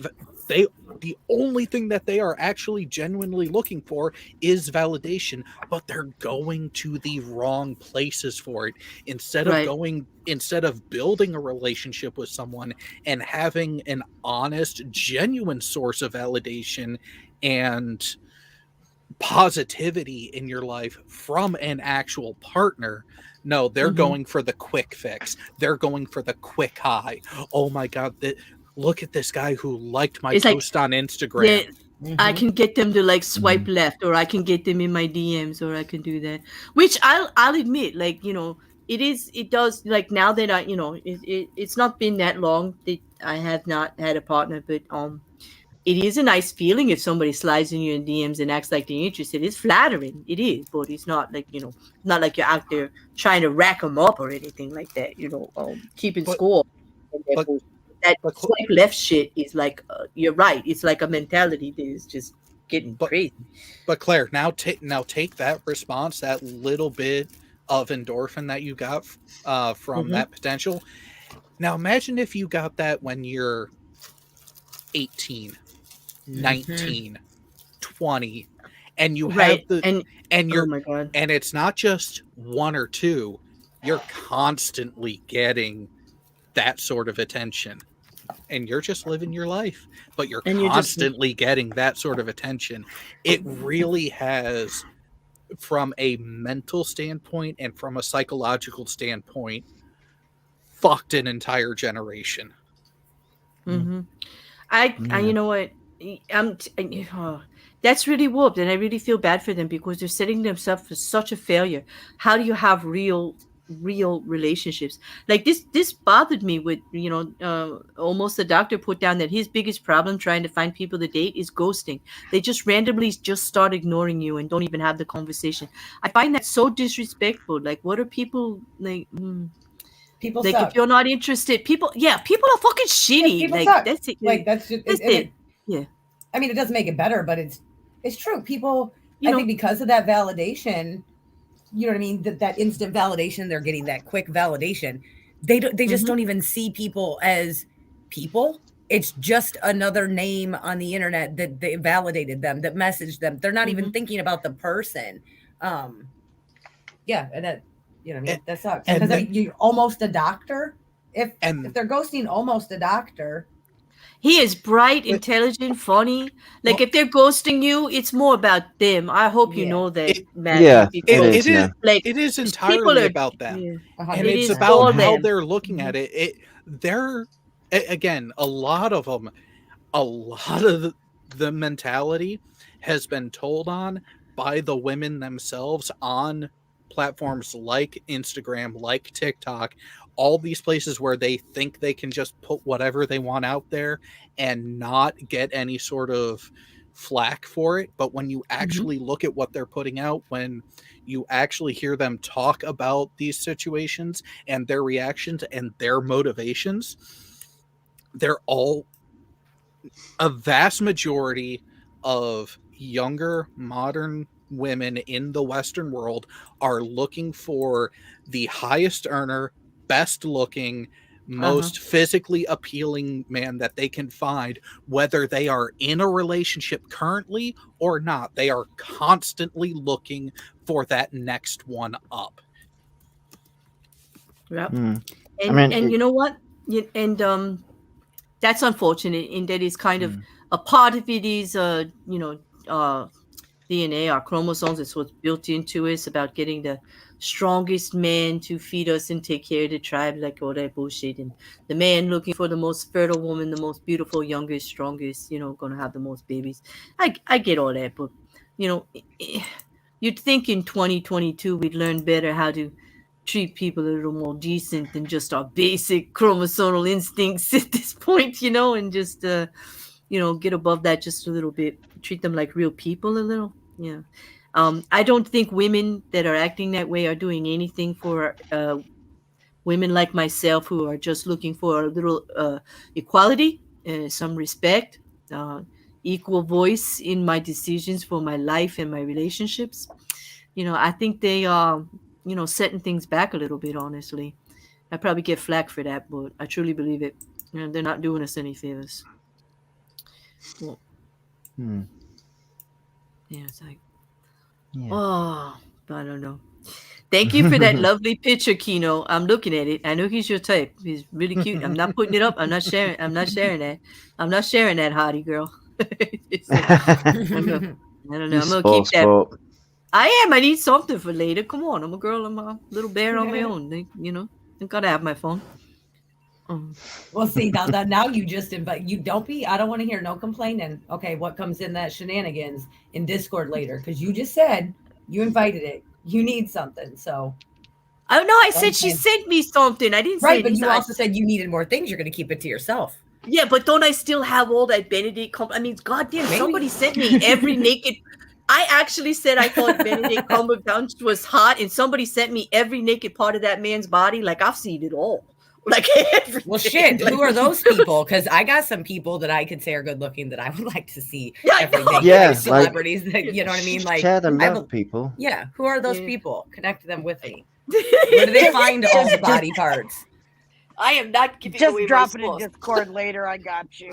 No, Yeah, I see? am not giving Pickle's away. got I my am not back. giving away my sauce. How am I going to get like further pictures and like when I get bored with these? I won't tell anybody. I'll keep them to myself. I won't share my pictures either. Yeah, see, like that's what I mean. Like I'm out here, like no, I'm not sharing my sauce. I mean, If I'll you're share the out there picture. and listening, okay, I'm on social media. Yeah, Get a if hold you of me, want I'll to tell hit you her who up, I'm looking yeah. for. Yep. Yeah. All the parts. But they also sent me like Jason Momoa. I mean, you got good friends, Claire. Yes, you do. I do, but you know what? In real life, I don't want any of that. I'm Yeah, weird. not real life. Yeah. It's a No. fantasy. Well, because not just that is take someone like that has the physical stature of, say, Dwayne Johnson or Jason Momoa. Mhm. Guess where they're spending a good Yes. quarter to The half gym? their time? The gym on Very Not good steroids point. with you. in front of the mirror. Yeah, I know. Yeah. They I don't would have never to buy- spend all yeah. their time on me. Just about.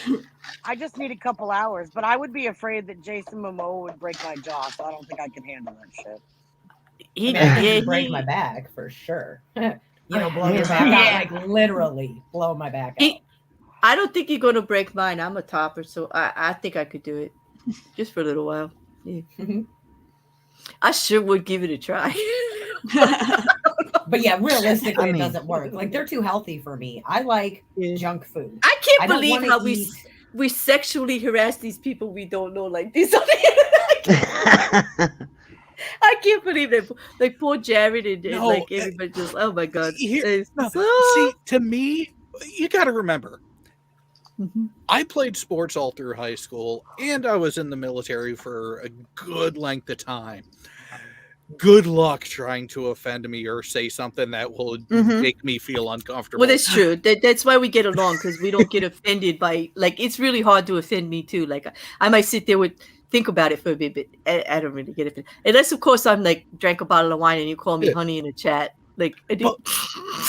That happened once. But here's something that it gives me a little chuckle, even just inside my own head every time, because the way you three, especially, well, you four are talking about these men, specimens of male fortitude and physique. And you couldn't do that now in this climate, could you? Yeah, you want to talk about equality and having privileges that Exactly. the other doesn't? Women can get away with saying some fucked up shit that if you flop the genders, oh, holy hell will be raised. I know. Somebody would Me Too your ass right into court. I know it. That's it. I don't think that's fair. And I don't think that's fair. That's why I don't get offended if you say something like that to me, because I know what I'm out here doing. But Jack, you just have to, you contrarian. Honey, please. I have grown over it. I have grown over. I have actually learned to deal with my misogynistic connotations towards the words honey. I am actually a bear, and people are gonna call me honey. So I got over it, and I know I was wrong to rip up that poor cat like that. Over that. It's not so much the word; it's usually for me the tone. It was how it was said. Yeah, it was said like this. It was said like this. Listen here, honey. I meant, like, that's how it was said. Coming from a business girl, and coming from how I was raised, and that is why I took it that way. I said, listen, ain't nobody but somebody sitting here in my bedroom, half-ass naked, gonna call me honey like that. Like, get the fuck out of here. Like, get the fuck out of here with that. Well, But, I was gonna say, it's like, it really is in the delivery, because not everyone can get away with a good "how you doing." Exactly, but, and it's also like how it well. was meant. It was in the middle of a discussion about something trying to prove a point. So you're not going to like I'm a woman that was in the business world. Like, I understand when I'm starting to make my point and you got to pull out the honey card. Don't act like I don't recognize what the fuck that shit is. Don't be a condescending prick. Right. Don't be a condescending prick. Exactly. Like, I recognize it, and don't expect me anymore at my age to sit there and take it, especially not on my own stream, in my own chat. And it was funny because it's an account that I actually have great respect for now. And I learned a lot through this because it was actually Padme the cat. And they actually took a step back and apologized because they did mean it that way. But then I found out they weren't even a man. God damn it. They weren't like, they were a grandma just like me. And I said, you should know better than to do that shit. Like, come on. Padme is awesome like that, though, because they are. Yeah, I like that account. The genuine, and that's the thing is, there are sadly a shrinking number of genuine people that I can say are out there. The more I've interacted with a number of people, the more that I've seen just how vapid a lot of them actually are, and how there's a dwindling number of people that I would actually consider and earmark as genuine people out there. Mm-hmm. Padme is one of them, because they'll make a mistake, but then, oh shoot, okay, no, sorry, I didn't mean it that way, I was just they will actually recognize when they make a mistake, because hey, guess what? We're humans, we're gonna make mistakes. It's not a question of if, it's when.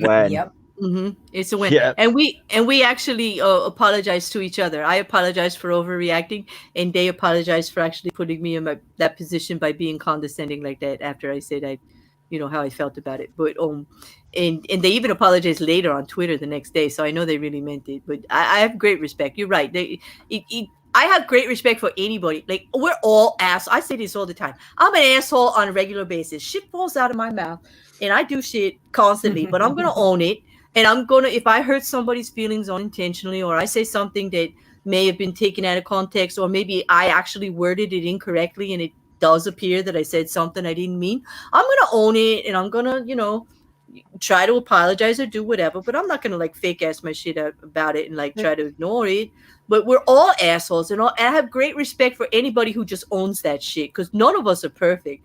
We're all just like human, and anybody out there that can't actually give a real, decent, honest apology for something to somebody, like, it's lacking in a bit of a human skill that you really need to work on. Like, own your shit. That's all you have to do, people. You just have to own your own shit. Like, it should be easy enough to know yourself. I mean, I'm not asking you to, know everybody else's feelings about anything or how anybody's going to take it. Just own your own, just own your own stuff. And here's another thing. Stop blaming others for your emotional overreaction. Exactly. That's a big one, Jared. Oh my God, are you speaking to me? Oh my God. I see that all over YouTube lately. It's making me ill. Like, I want to vomit. I did just take a shit on YouTube the other day. I think you were there. But anyway, it actually just pisses me off. Like, everything's everybody else's fault. Like, get a goddamn mirror. Like, take some responsibility for the shit that's going on around you. Like, it's not going on around you for no reason at all.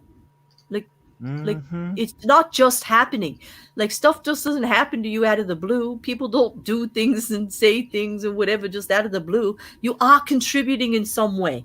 Like, try looking at that. And oh my God, wouldn't you just like to buy mirrors and send it to everybody?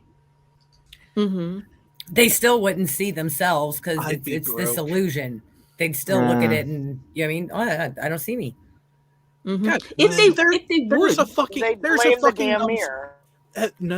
is a fucking numbskull out there who was dumb enough to say, well, I don't have evidence, but it was definitely them. I love that you use the insult numbskull, because I haven't heard that in forever, so thank you. I love that word, actually. Yeah. I love it. Yeah, I haven't heard it in a while either. But that's true, though. Yeah, the person who claims to be a part of the skeptic community on to fucking boot. But how could you be? I don't have evidence, but this is definitely what happened. I don't you have know that's evidence an for it, that's an but it oxymoron definitely statement. fucking happened. Right there. I don't have evidence. Definitely. Yep. They did it. So like that's an oxymoron. That just isn't like that is the stupidest statement. Like I don't even think I want to know who said it. I think I know who said it. I think I know who said it. And there are other people in that very same skeptic community side of YouTube's who agreed with it and showed that they were more about the money than the actual fucking truth of the matter. You know what? I can believe that because that's kind of unfortunately what that community is turning into. And I think skeptic community needs to be redefined. I think we could actually take the letters of skeptic and we could actually redefine that community. We should make a contest out of it. No, they're the septic community at this point. Yeah, that's what I'm gonna say. We could actually have a contest about what it is because they are. It used to be it was all about evidence. It was all about proving whether something was right or wrong, and like coming at everything from all sides of something with information, like with actual information. I can't even remember the last time any of them opened their mouth and actually had real information or anything. No, it's all claims and opinions and feelings, and it's like, okay, but demonstrate it actually happening, not you thinking that's what happened, not your perception that's what happened. Show that is what took place, and they can't. Nope, they can't, and that's the unfortunate part. No, that is the unfortunate part. And what John said there, it's usually people saying, I have proof, but I can't show it. That drives me nuts. I have it. I could show it. I could, but I'm not gonna. Then shut up about your proof. Shit. Right, because you don't have nothing. You're just, I can sit here and say, hey, I have 4 legs. I could show you, but I'm not gonna. Doesn't mean I have 4 legs. Well, you have no proof. You have nothing. Here is the greatest tell. Anytime someone has said that they have proof, they have evidence for something, and someone says, okay, show it. Every time the answer has been some sort of excuse for why they can't, it's because they don't. Yeah. Because they don't have it. Because it's not there. You know, and do me a favor. Please don't come to me and start a conversation with, believe me. Yeah. Isn't that a trust me, bro argument? Yeah. Yeah. It is like, believe me. Listen, you know, I might just based on something you're saying, based on who you are. But if you start the conversation right there, all of a sudden my brain just turns the other way and it goes, hell to the no, what the fuck's going on here? Like, what? Like, no. It's like a switch that just turns off. You know, it's like when you get halfway through a sentence and you say the word but or however, and it's like everything that happened before doesn't exist. It's only what's going to happen next that matters. You know? Yeah, I would say 90% of the time that is the case. But there are instances where you have to lay the background that, hey, this has been what's happening, but now we're gonna change things up. Yeah, I hate that. Context does matter with a but. Yeah, always. Oh, some. Never mind, different but. A more pleasant butt? Was it a more pleasant butt? I hope it was a more pleasant butt. I'm a fan of butts. Anyway. What? I am definitely an ass man. Oh, God, shut up, Jack. I have a 12-meter penis, but you aren't going to see it. Then why are you talking about it, dude? Tease. He forgot the milli in front of meter. I was going to say a 12-meter penis. Miss me with that. Listen, I'm only 5'1". I don't know how many meters that is, but that's what I said. 12 meters is bigger than me. So it's a waste. I'm telling you, it's just a waste. It's just a waste. I don't need anything like that. 2 hands. Anything more than 2 hands. I know. But you know, I mean, there's only so many things you can do with it. So like, it's a waste. It's like, believe me. Okay, I have proof that Almost a Doctor is just Hillary Clinton using a voice modulator, but I can't show it yet. That's not true. That is not true. I stream with him. If he's using a voice modulator, it's a very good one. And he's pretty good looking for Hillary. Hillary wishes she looked like that. God. Hawk, that was just cold. Dude. Ouch at 2. Oh, AT, you're being called an ass man. Is it true? I don't deny it. Yeah, me either. I'm an ass woman, and I have to say. Guy that like a nice ass. Yeah, well, I'm not gonna say mine's not bad. I'm gonna say it's pretty damn good. Anyway, my last girlfriend loved me. I had a 9-inch member, and she didn't know which way to hold the ruler. Oh, shut up! Shut up! It took me a minute, but I know it took me a minute. I can't believe you got me to read that, Matthew. Oh my gosh! Matthew wins YouTube tonight. Let's give Matthew a applause. Thank you. You just pulled one right over on the bear there. Well done, Matthew. Mhm. I don't know why you are getting ghosted. You shouldn't. Girls, jump in that man's DMs, man. Again, just jump in it. Yeah. Vast majority of it, it's not a him problem. It's them. It's them. It's true. Yeah. It's a them problem. Mhm. They're missing out. Yeah. Yeah, I think on here. But I don't know. It's I'm sure you're gonna find some. Matthew, you're young, so you got time.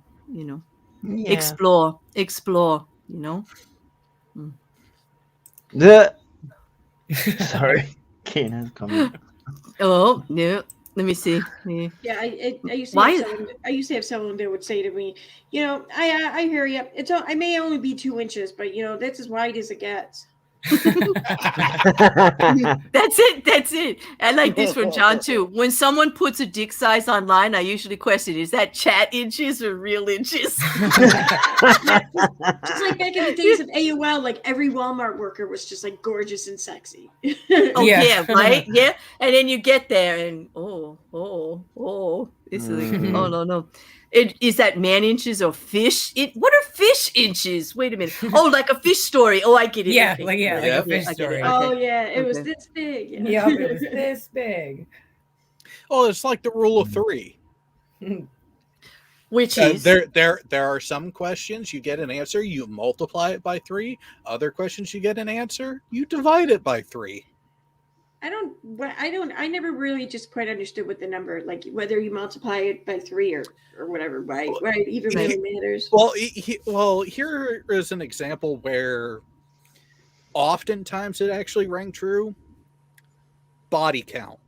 You ask a man his body count, divide it by 3. There's your Right. real answer.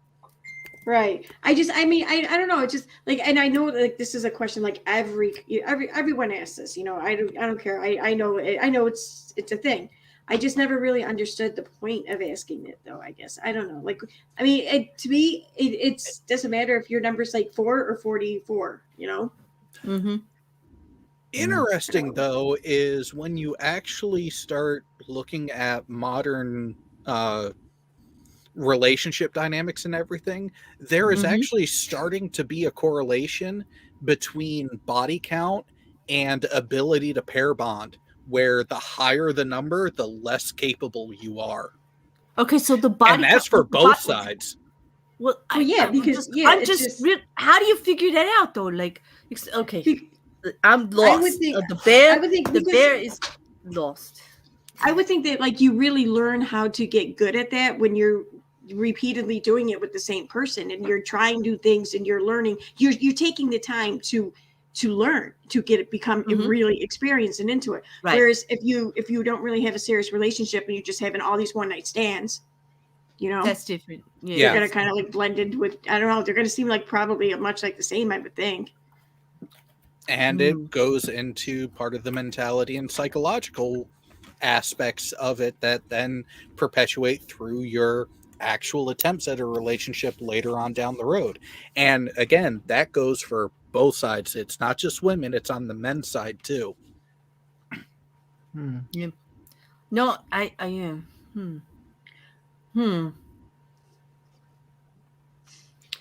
I'm just lost with the whole thing. I mean, I agree with what Erin's saying. Like, you're putting in the effort and you're learning like that. That's not just going to be, for me, that time equation and everything involved in that is going to be more productive, and you're going to get a better result, and it's going to be more satisfying and more complete. Like, I can actually see that progression there. Yeah, there's an actual investment to it, and that's where a lot of people have started to forego that investment side of it because, oh, well, I don't want someone who's just going to waste my time. And it's like, then It's why that the fuck are instant you even out here gratification in the thing. first place? It's that it's because of how we have everything now with the instant gratification thing. You think it just happens, and I'm telling you, it don't. Like, it's that 7 months of conversations before. It's the Yeah. You know what I mean? Like,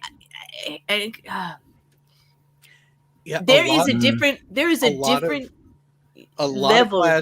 A lot of classical courtship is dead, and modern technology killed it. You know what? But I don't want to believe that, Jared, because I'm living it right now. And modern, even during COVID right now, with relationships and shit, I have to believe that no, it hasn't. My courtship technique of the amount of time we had to spend just talking to each other, not being able to be in the actual same physical place most of the time, it actually contributed to a pretty, and it's hard to believe because it did end, but it actually contributed to a very healthy, good relationship, and I really knew this person like really, really well.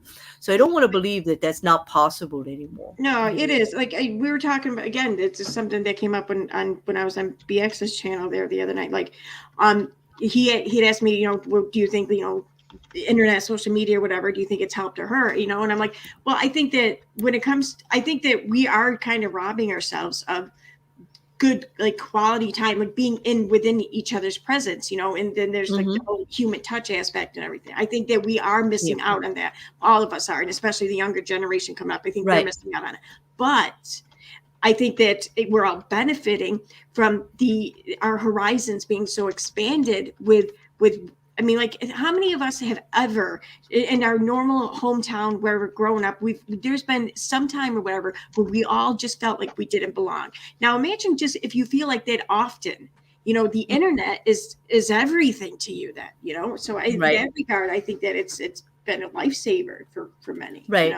Well, I think during COVID, it definitely helped me because I was still able to connect with people, and I was on quarantine for God knows how long, in just very few people in my real life circle that were able to come and see me or talk to. Everything was FaceTime and talking to people and being out and connecting with everybody here. But like, I know me, I would like literally curl up into like a ball and die if I didn't have connection.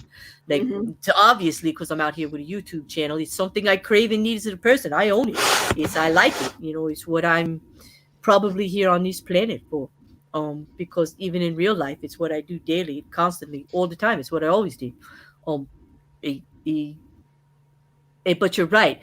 It's been really hard the last 2 years not being able to hug somebody. Anybody else feel like that? Like, not even being able to go up. Like, I was a big hugger. Like, I gave good hugs. I was a big toucher. And that was the hardest part. And I actually have a little bit of, now that I've had COVID, I just recovered, I have a little COVID fear. Even when I go out there, I'm going to be afraid to touch people. And that's fucked up. But, it kind of took that away from me. I am a little leery, of doing that, because I can't trust people to be reasonable. I've seen some shit. I watched some protests. Like, I saw some stuff. Like, I see how crazy they're acting. And I'm in the United States, and that makes it a little difficult. Oh, actually, we all are, except for Josh, right? Both yeah. Well, we pay attention to the dumb motherfuckers. Yeah, that's right. And then they want to know why I don't want to go anywhere near them. Yes, I miss cuddles too, Doctor. So, Claire, I would say you have a better chance of actual success because you are looking for something more traditional from a traditional type of mindset and mentality. So you do have that where what you are presenting actually matches what you're looking for. The problem is a large. You mean I'm not a lying sack of shit? Well, thank you. and that's part of the problem is a lot of people in the dating market across all age groups, they're not being honest with themselves or with the people that they're talking to. And I'll be honest, like, even while you're looking, I'm also that honest that if it's just going to be something else, I'll be honest about that too. There are what we call, let me put it in a nice way, the space holders, placeholders, okay, let's just call them fuck buddies, whatever. But I am that honest too. Like if it's there, it's there. Like, like if that's where you're at, I'm always going to be honest about where I'm actually at about something. I don't believe in wasting anybody's time. Not mine, not theirs. Truth matters to me. I can't be anybody but me, and I don't expect anybody else to be anybody but them. But on that point, I get disappointed a lot, actually, Jared. Because people spend a lot of time pretending to be something else. It's just.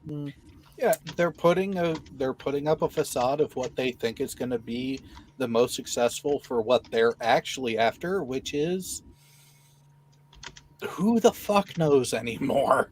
Yeah. Yeah, I don't know. Like, what do they want? It's like a conquest game. Like Yeah, it really depends on the individual. But yeah, you have a lot of games and a lot of nonsense that unfortunately gets spread around to everyone.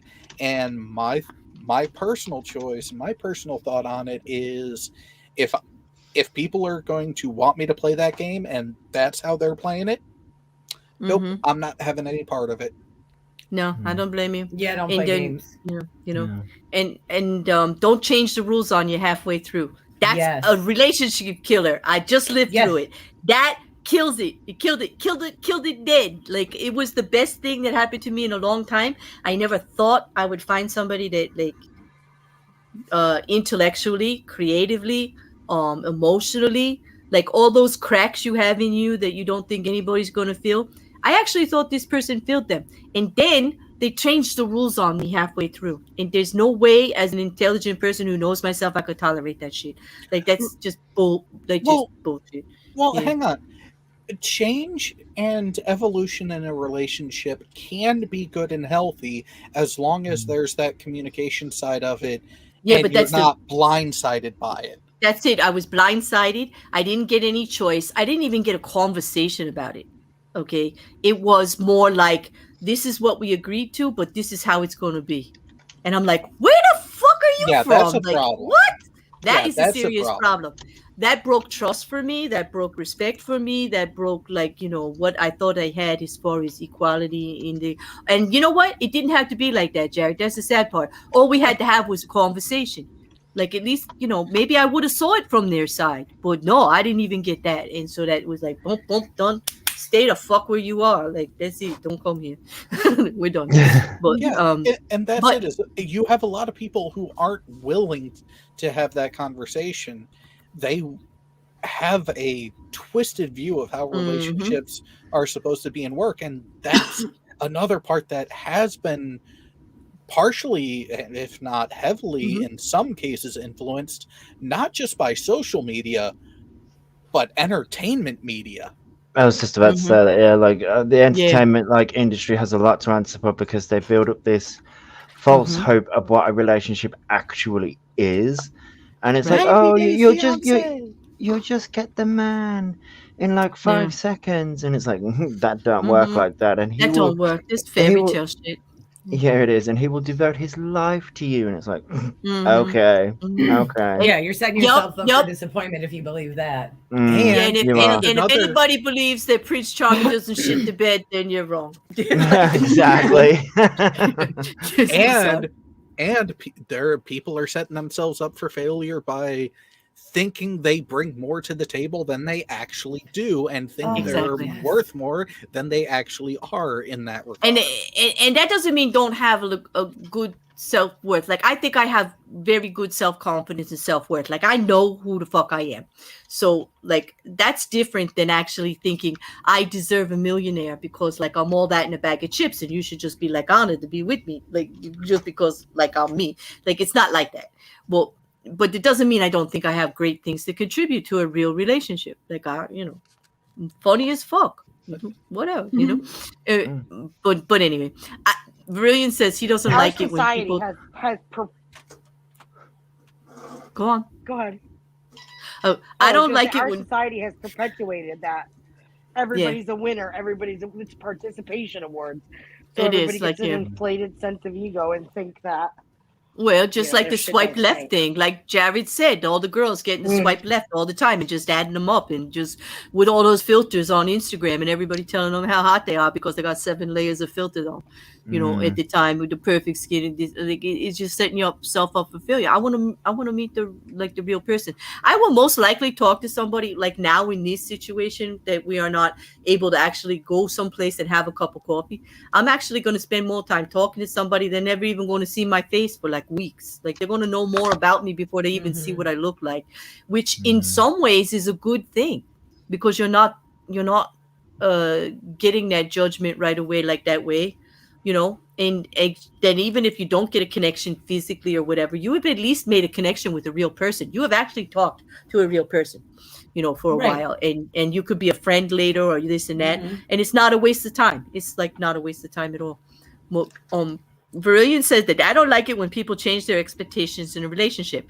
Just say what you want and let me decide if it's the same as I want. Exactly. Like if you don't know if it's going to work unless you're both actually being honest about something in it. Yeah, you got to be honest, like, because I've seen a lot of my female friends, like the biggest one is one wants children but the other one doesn't. So it's like, that's an early conversation to have. Yeah, like, but these people don't have that at the early conversation. It's more like years down the line, and it's like, oh, because she has an expectation of he'll just change his mind, and he also has that expectation of she'll change her mind, and it's like, well, no, you gotta. Wait a minute. Isn't that entering, like, to me, that's a little, maybe I'm wrong. Maybe I'm being a little judgmental, but is that not entering into a relationship already planning on changing the other person? Like, who the fuck does it? Like, are you not seeing who it is? Are you not attracted to who it is? You're already planning on changing them into something But also, else? I think people... Claire, how prevalent is the mentality of how to turn your bad boy into a good man? Yeah. Hell no. If I want a bad boy, I want a bad boy. And when I'm done, I'll go marry the good boy. Like, that's foolish, Jared. I'm sorry. I just never was that girl. Every bad boy has a little good you boy were in him. But I just is such a prevalent thing. That is the sort of mentality that you are fighting against, and you will always end up fighting against, because there is such a large number that has perpetuated that it is just morphed into a monster of itself. And that's where movies, magazines, and God. That's where I would actually say that the whole issue of children is one where you may go into the relationship, have the conversation early, and be on opposing sides, but it not be a killer, because things can change with time naturally. So if that is literally the only difference and everything else is there, it may be worth pursuing for a little while. And if you get to a compromise, point, right? a compromise could be made. Or if you get to a point where you hit the line that no, they are set in their position of have or not have kids. Right. I am more solidified in my position that I do, and it is in this opposition. You really have to evaluate how important is that issue to. But at least you were talking about it the whole time. At least you're both going into it with your eyes open, because that's the thing. It's all about it's about communication, and compromise. All relationships, whether it be your brother, your sister, your mother, your coworker, your lover, your husband, your fuck buddy, the neighbor next door, your friend, anything, is compromise, and it is communication. And like, if you're both being honest about where you're coming from, there's a lot less damage that gets caused. What really burns me up is the damage that these people cause when they're not being honest from the get-go about this shit. Like, who has the right to go out and cause that kind of damage with people? Like, be honest about yourself. If you really believe what you believe, there's no harm in telling people. There's no harm in like, getting that out there. you're going to get judged more for holding it back, I assure you, than for saying it from the start. You think that you're just like holding it back from the judgment, but I'm telling you, it's going to be a harsher judgment coming down on you later when it all comes out. Like, just be you, boo. Just be you. Yeah, I agree, but also I think people fear rejection. Like that. Oh yeah. But you know what? That's where that comes from. It does, and then you get all judged. You get all like pretending, and you get all pretending you're something you're not because you're afraid of rejection. And guess what? When I find out about it, what the fuck do you think happens? I reject your ass off to another goddamn planet. Like, I want nothing to do with you, not even as a friend, because now I've lost all respect for you. I don't even know who the fuck you are. Exactly. There's a balance. There is a balance to be struck, though, because there are certain types of crazy flags that I could fly that I know if I put them in front of someone's face, the moment I meet them, it's done. Yeah. So that there is a growth to it. There are the layers that have to be peeled and gone through over time, but that's where a lot of people, surprise, surprise, want the instant gratification, want the instant progression. They don't want to put in the time and effort. Right. They want easy. It's not just about the instant. The time and effort is a key point. It should just work, right? And that's not. It doesn't happen work like that. Anything in life that we have now, and I'll stand by this, like any damn thing that we have in life that's worth it, had some effort to it. It is what you put into it. Yeah. All of it. It does. Yeah. I think everyone here would love the saying that my wife, when we were dating, actually got me to start taking on board.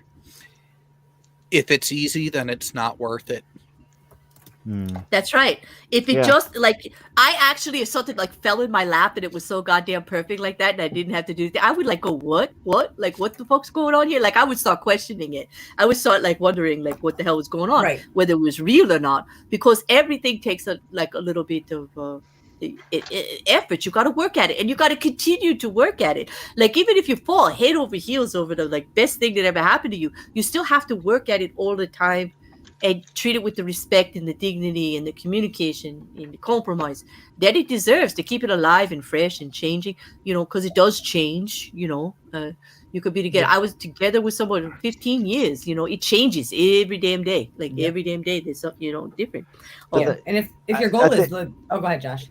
I was just gonna say, change, like the relationship changes because guess what? We as adults, as we grow up and get older and learn new things and all that kind of stuff, we change too. And so naturally your relationship is going to change because you as people change.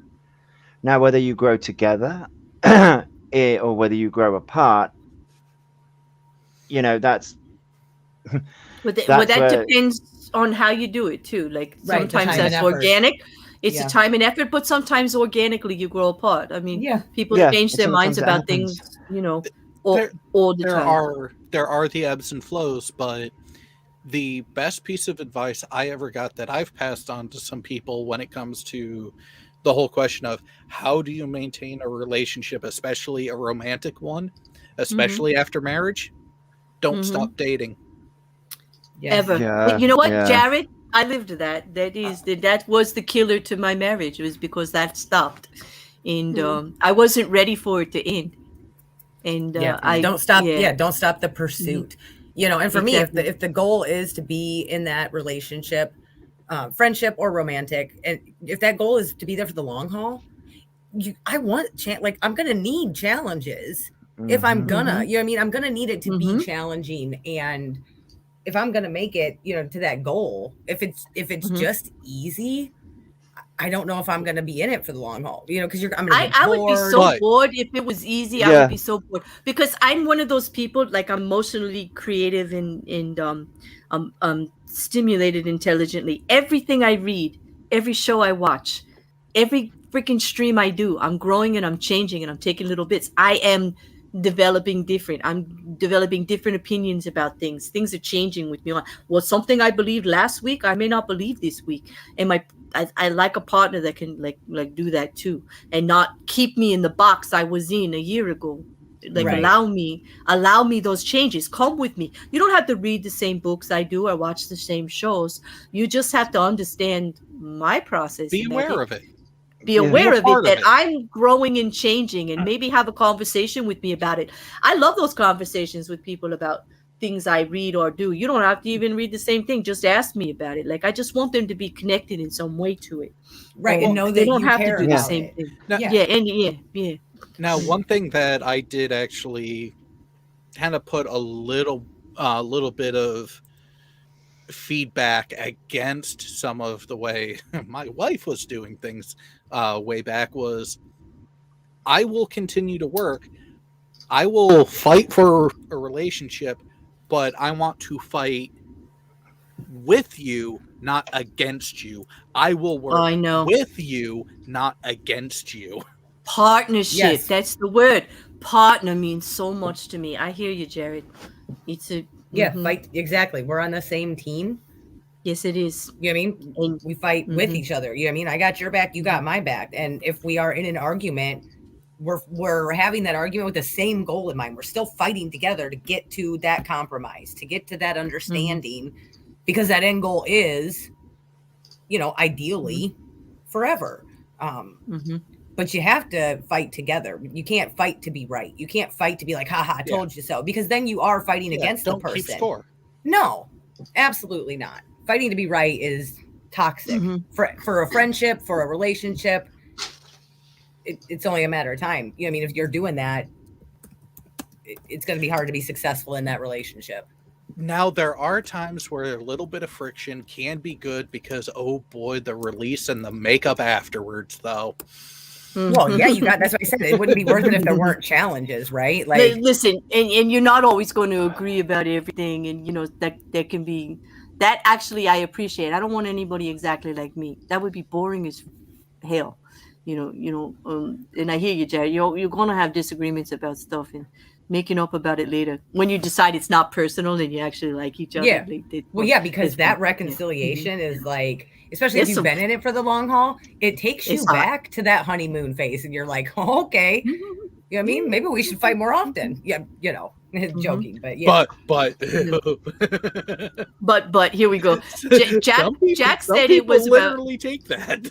Oh no, I know. I've known. No, let me. It doesn't take much. I mean, if my partner's walking around naked, he goes in the kitchen to cook something, and I get a look, and I'm like, okay, I'm not that mad anymore. I'm just not that mad anymore. It's just not worth being that mad anymore.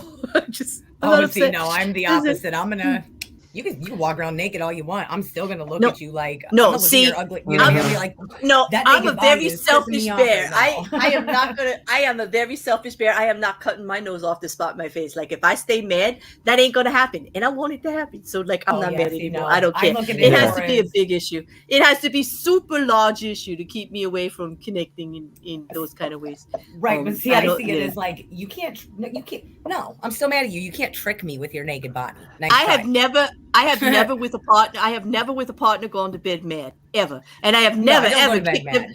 And I have never ever kicked them out of the room and told them to go sleep on the couch. Like, that's stupid. Like, damn, I like that warm body next to me. That's just dumb. Yeah, same. Wait. Like, I'm upset. You didn't take the trash out when I told you to. Get the hell and go sleep in the other room. I'm like, girl, what the fuck is wrong? Like, that is dumb. That is dumb. I got a question for you, Kelly, though. You're mad. And yeah, he tries to pull some stunt like that where he starts walking around naked, but then he comes up behind you, whispers, while wrapping his arms around you, and apologizes. Oh, if he apologizes once in he my apologizes, now I'm just a melted puddle of mess. Jared, right there, right then. God, right there. Well, see, not right there, right then. A kid might walk out, but pick me up, take me to the room. I don't want to traumatize the kids like that. That's not right. You don't forget that. If you've seen it, you don't forget your parents. At least I was naked alone in my own house. It was okay. Yeah. Yeah. See, and the apology is key for me. Like, I need that apology. Yeah, and I give you extra points if you're naked, standing behind me, whispering in my ear, and apologizing. Damn, that is effort. You know what, Jared? You're a great husband. Like, your wife is a very lucky woman. You're a very lucky woman. Yeah, that's effort. That's effort. I would say that works every time. Yeah, and it is about the effort and the understanding. You know, understanding that. Oh, you know what I mean, we had this conversation, and I hurt you, and I didn't mean to. You know what I mean? I am genuinely sorry, and yeah, that effort, that little effort, goes a long, long ways. Because then I feel validated and heard. You know, and then now the fight's over, and I'm ready to reconnect. I want all the cuddles. Yep, Wildflower agrees with us. She says that making up part is all worthwhile. She's married also. She said, yep, I've also never done that. 100%. I get fuss and bitch, but I've never made him or myself sleep on the couch. Exactly. Like, get over it. Like, work it out. Like, don't be ridiculous. That's like, I don't want that separation. Like, I don't want to make it that big a deal. Unless, I guess it would have to be something huge, like majorly disrespectful, which I can't even imagine anybody. No, I can't even imagine anybody that I was with that would be that majorly disrespectful that would happen, actually. But, I don't know. But I see it in the movies all the time. I just never understood it. I see it in the movies all the time, and I never understood it. But God, that went like this has been interesting for not having a plan for a stream. These were some great conversations, people. Like, this was. I feel like I feel well. First of all, thank you for exercising the M&Ms and Carlton out of my fucking head. Getting Tucker out of there was a very major thing that I needed to do today, and that was like really great. But this was really good. I always have, Jared. Whenever you're here, we have these great conversations about men and women. It just like seems to organically happen. Like we're talking about these stuff. When we did it on AIT too that time, it was like, it's nice to hear the strong opinions of men and women, and they're not afraid to actually voice, how they feel about that. With like no worry about being judged about it. Like, because I never would. Like, I love hearing the other side of it. Like I said, I get bashed a lot because I'm often saying how unfair the dating situations these days are for men. It's just not fair, and I'm suffering now because I'm out here trying, and they're not willing because of judgment and what they're afraid to say or do, or it's not as much fun. I have to say, it's just not as much fun as it could be. And I'm just going to say the gay dating mode is even worse.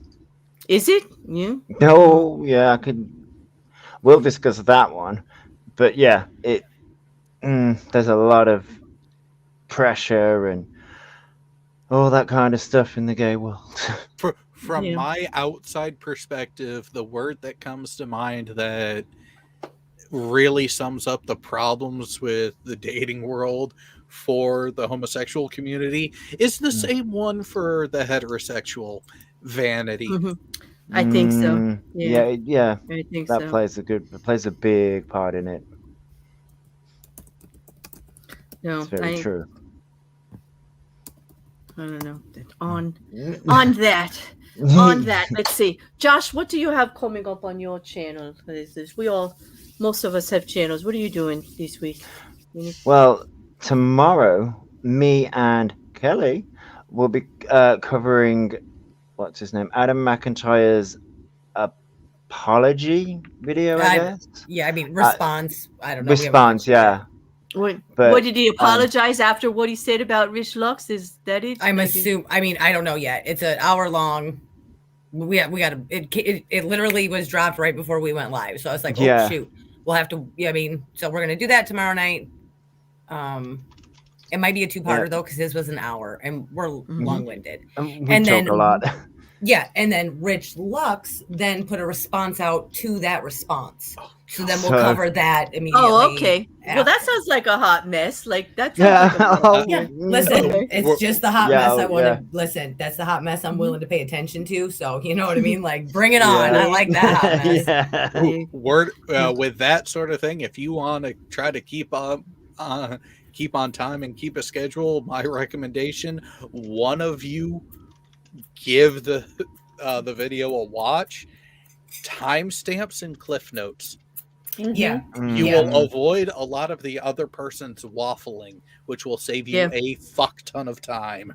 Yeah, and we can just, because we don't probably need to watch the whole thing. We can just pull out key points. So yeah, thanks. Yeah, for that. maybe one of you take one video and one of you take the other video, and both of you you know, timestamp it up. It does sound good process, because you know, with this kind of stuff, Jared's right. Like you're on a time crunch, because this kind of stuff happens like overnight, whatever. You know, boom, you got to just do it.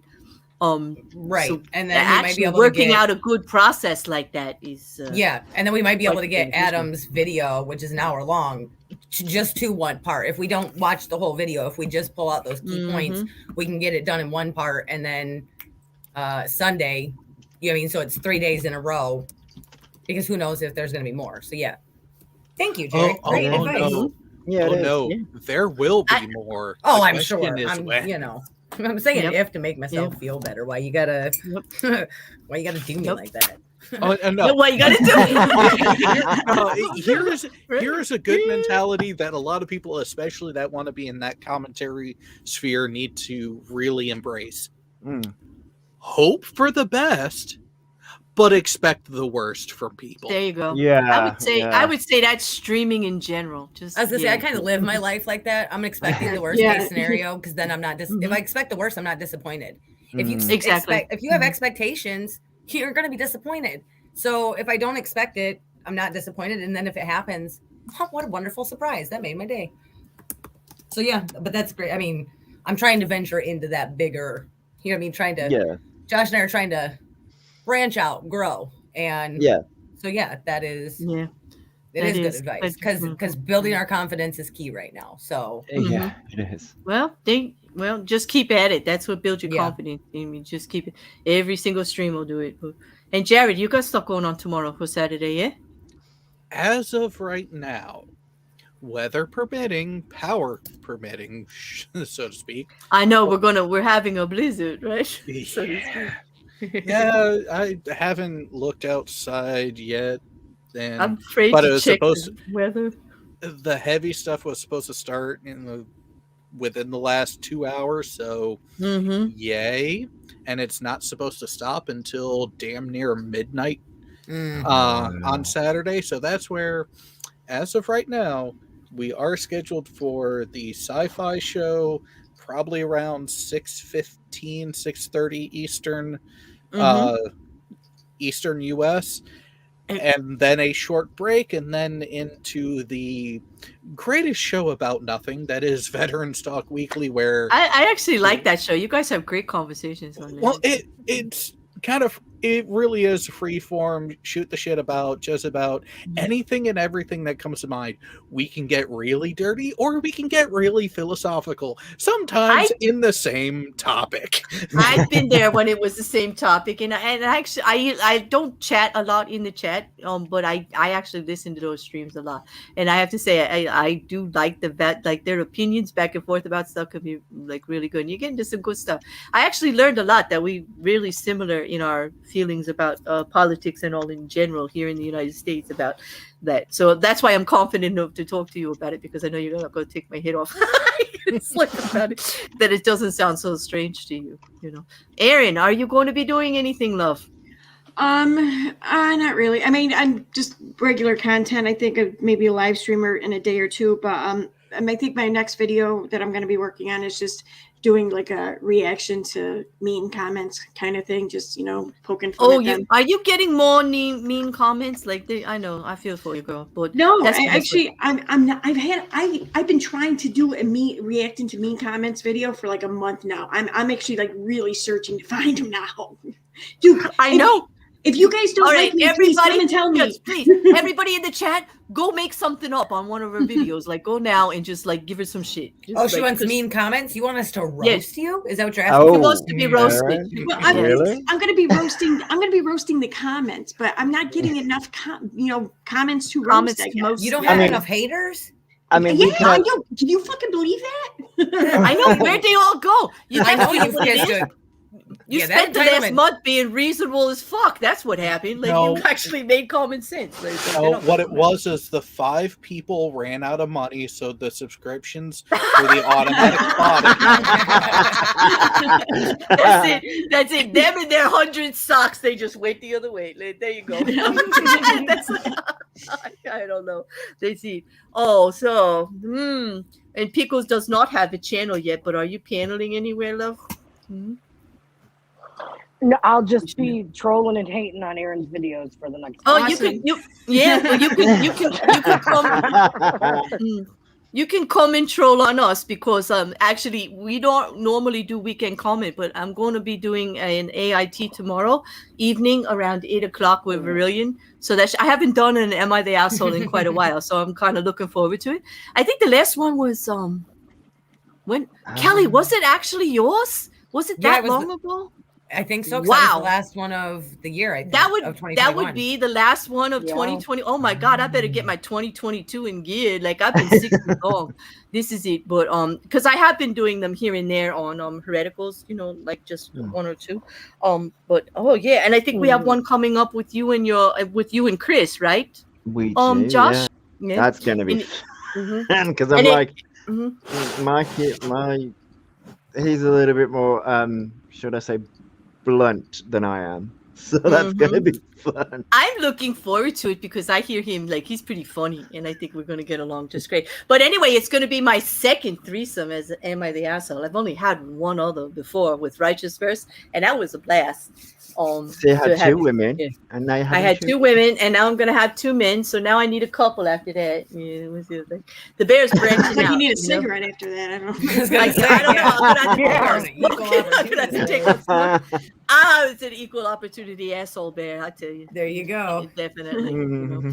But and then Monday, like I've been really getting into this true crime, and so Jay and I are doing Ed Gein all week, like Monday on my channel and then Thursday on his. So that should be pretty good.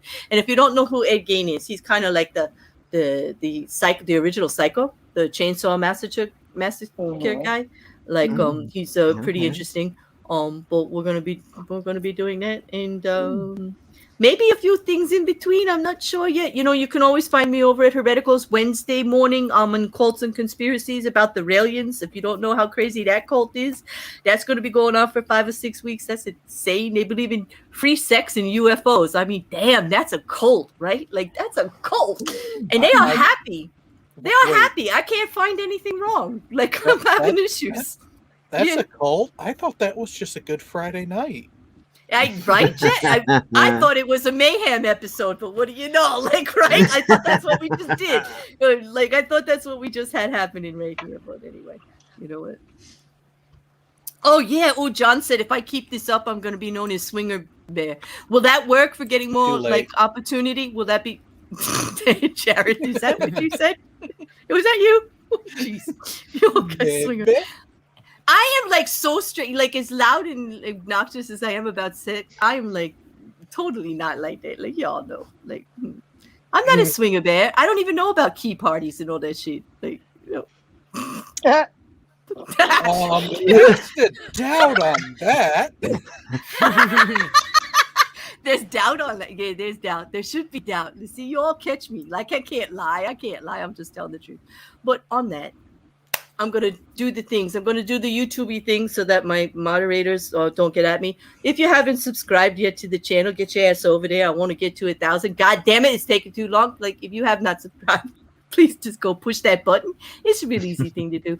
I tell your friends, we're harmless over here. It's a good time once in a while. But the only reason I want that 1,000 is to give you memberships, get you in my damn good Discord, and show you what the after parties are like. I might as well tempt you a little because if you think this was fun, you got to see these guys over there because they were actually tame here. They were actually behaving, believe it or not. They were on their best behavior out here on YouTube. Well, we have a strict mistress like you, Claire. Oh, now you're really starting. There you go, John. You heard it. Well, the YouTube-y things. Let's make sure we actually give it a proper Mayhem send-off with the YouTube-y things. Just caress that subscribe button, and then while you're down there, give the bell a little tickle too. Oh, fuck. Jared, clip that for me, baby. Send it to me, please. I want that to be like right at the end of everything from now on. Like, damn, that was good, Jared. Send it to me in your best Mexican. Yeah, but incorporate it into your outro. That's it. I put it right back after that squid pops off well, I shouldn't tell them what it's going to be like. If you thought the intro was good, the male version's coming on the outro. That was the female version on the intro, and we're going to go with the male version on the outro. But on that, I think I'm going to put it on. Thank you so much to my panel, Josh. Thank you for coming up here and not hitting me with that stick. We'll talk about control stuff and dominatrix stuff at the next one. Kelly, thank you again for coming up and contributing so much to the conversation. I learned something every time I'm up here with you, and it's all good, girl. It's all good. Thank you for having me. Pickle, always it's a pleasure, girl. You dirty, dirty girl. I love you. And Erin, I'm so glad to be back in the same space with you. I love streaming with you. It's always a good time. I'm glad to have you back here on the squad. Yes, awesome. It is. And Jared, thank you for honoring me with your presence today. It's been too long, and I really enjoy it. You're funny as fuck, and anytime you want, you got an open invitation here because the conversations are always real, honest, organic, just like I love from Mayhem, just like I get from everyone else, and I celebrate that every day. So on that, I'm gonna put my new outro out and see everybody in the chat. See you all during the week on YouTube. You all have a great night. And stay warm, stay dry. For us here on the East Coast, going to get snowed in. I hope we have power. And if not, have fun. Have fun. Do what you got to do. Yeah, do what you got to do. All right, all. Good night. Bye. Good night.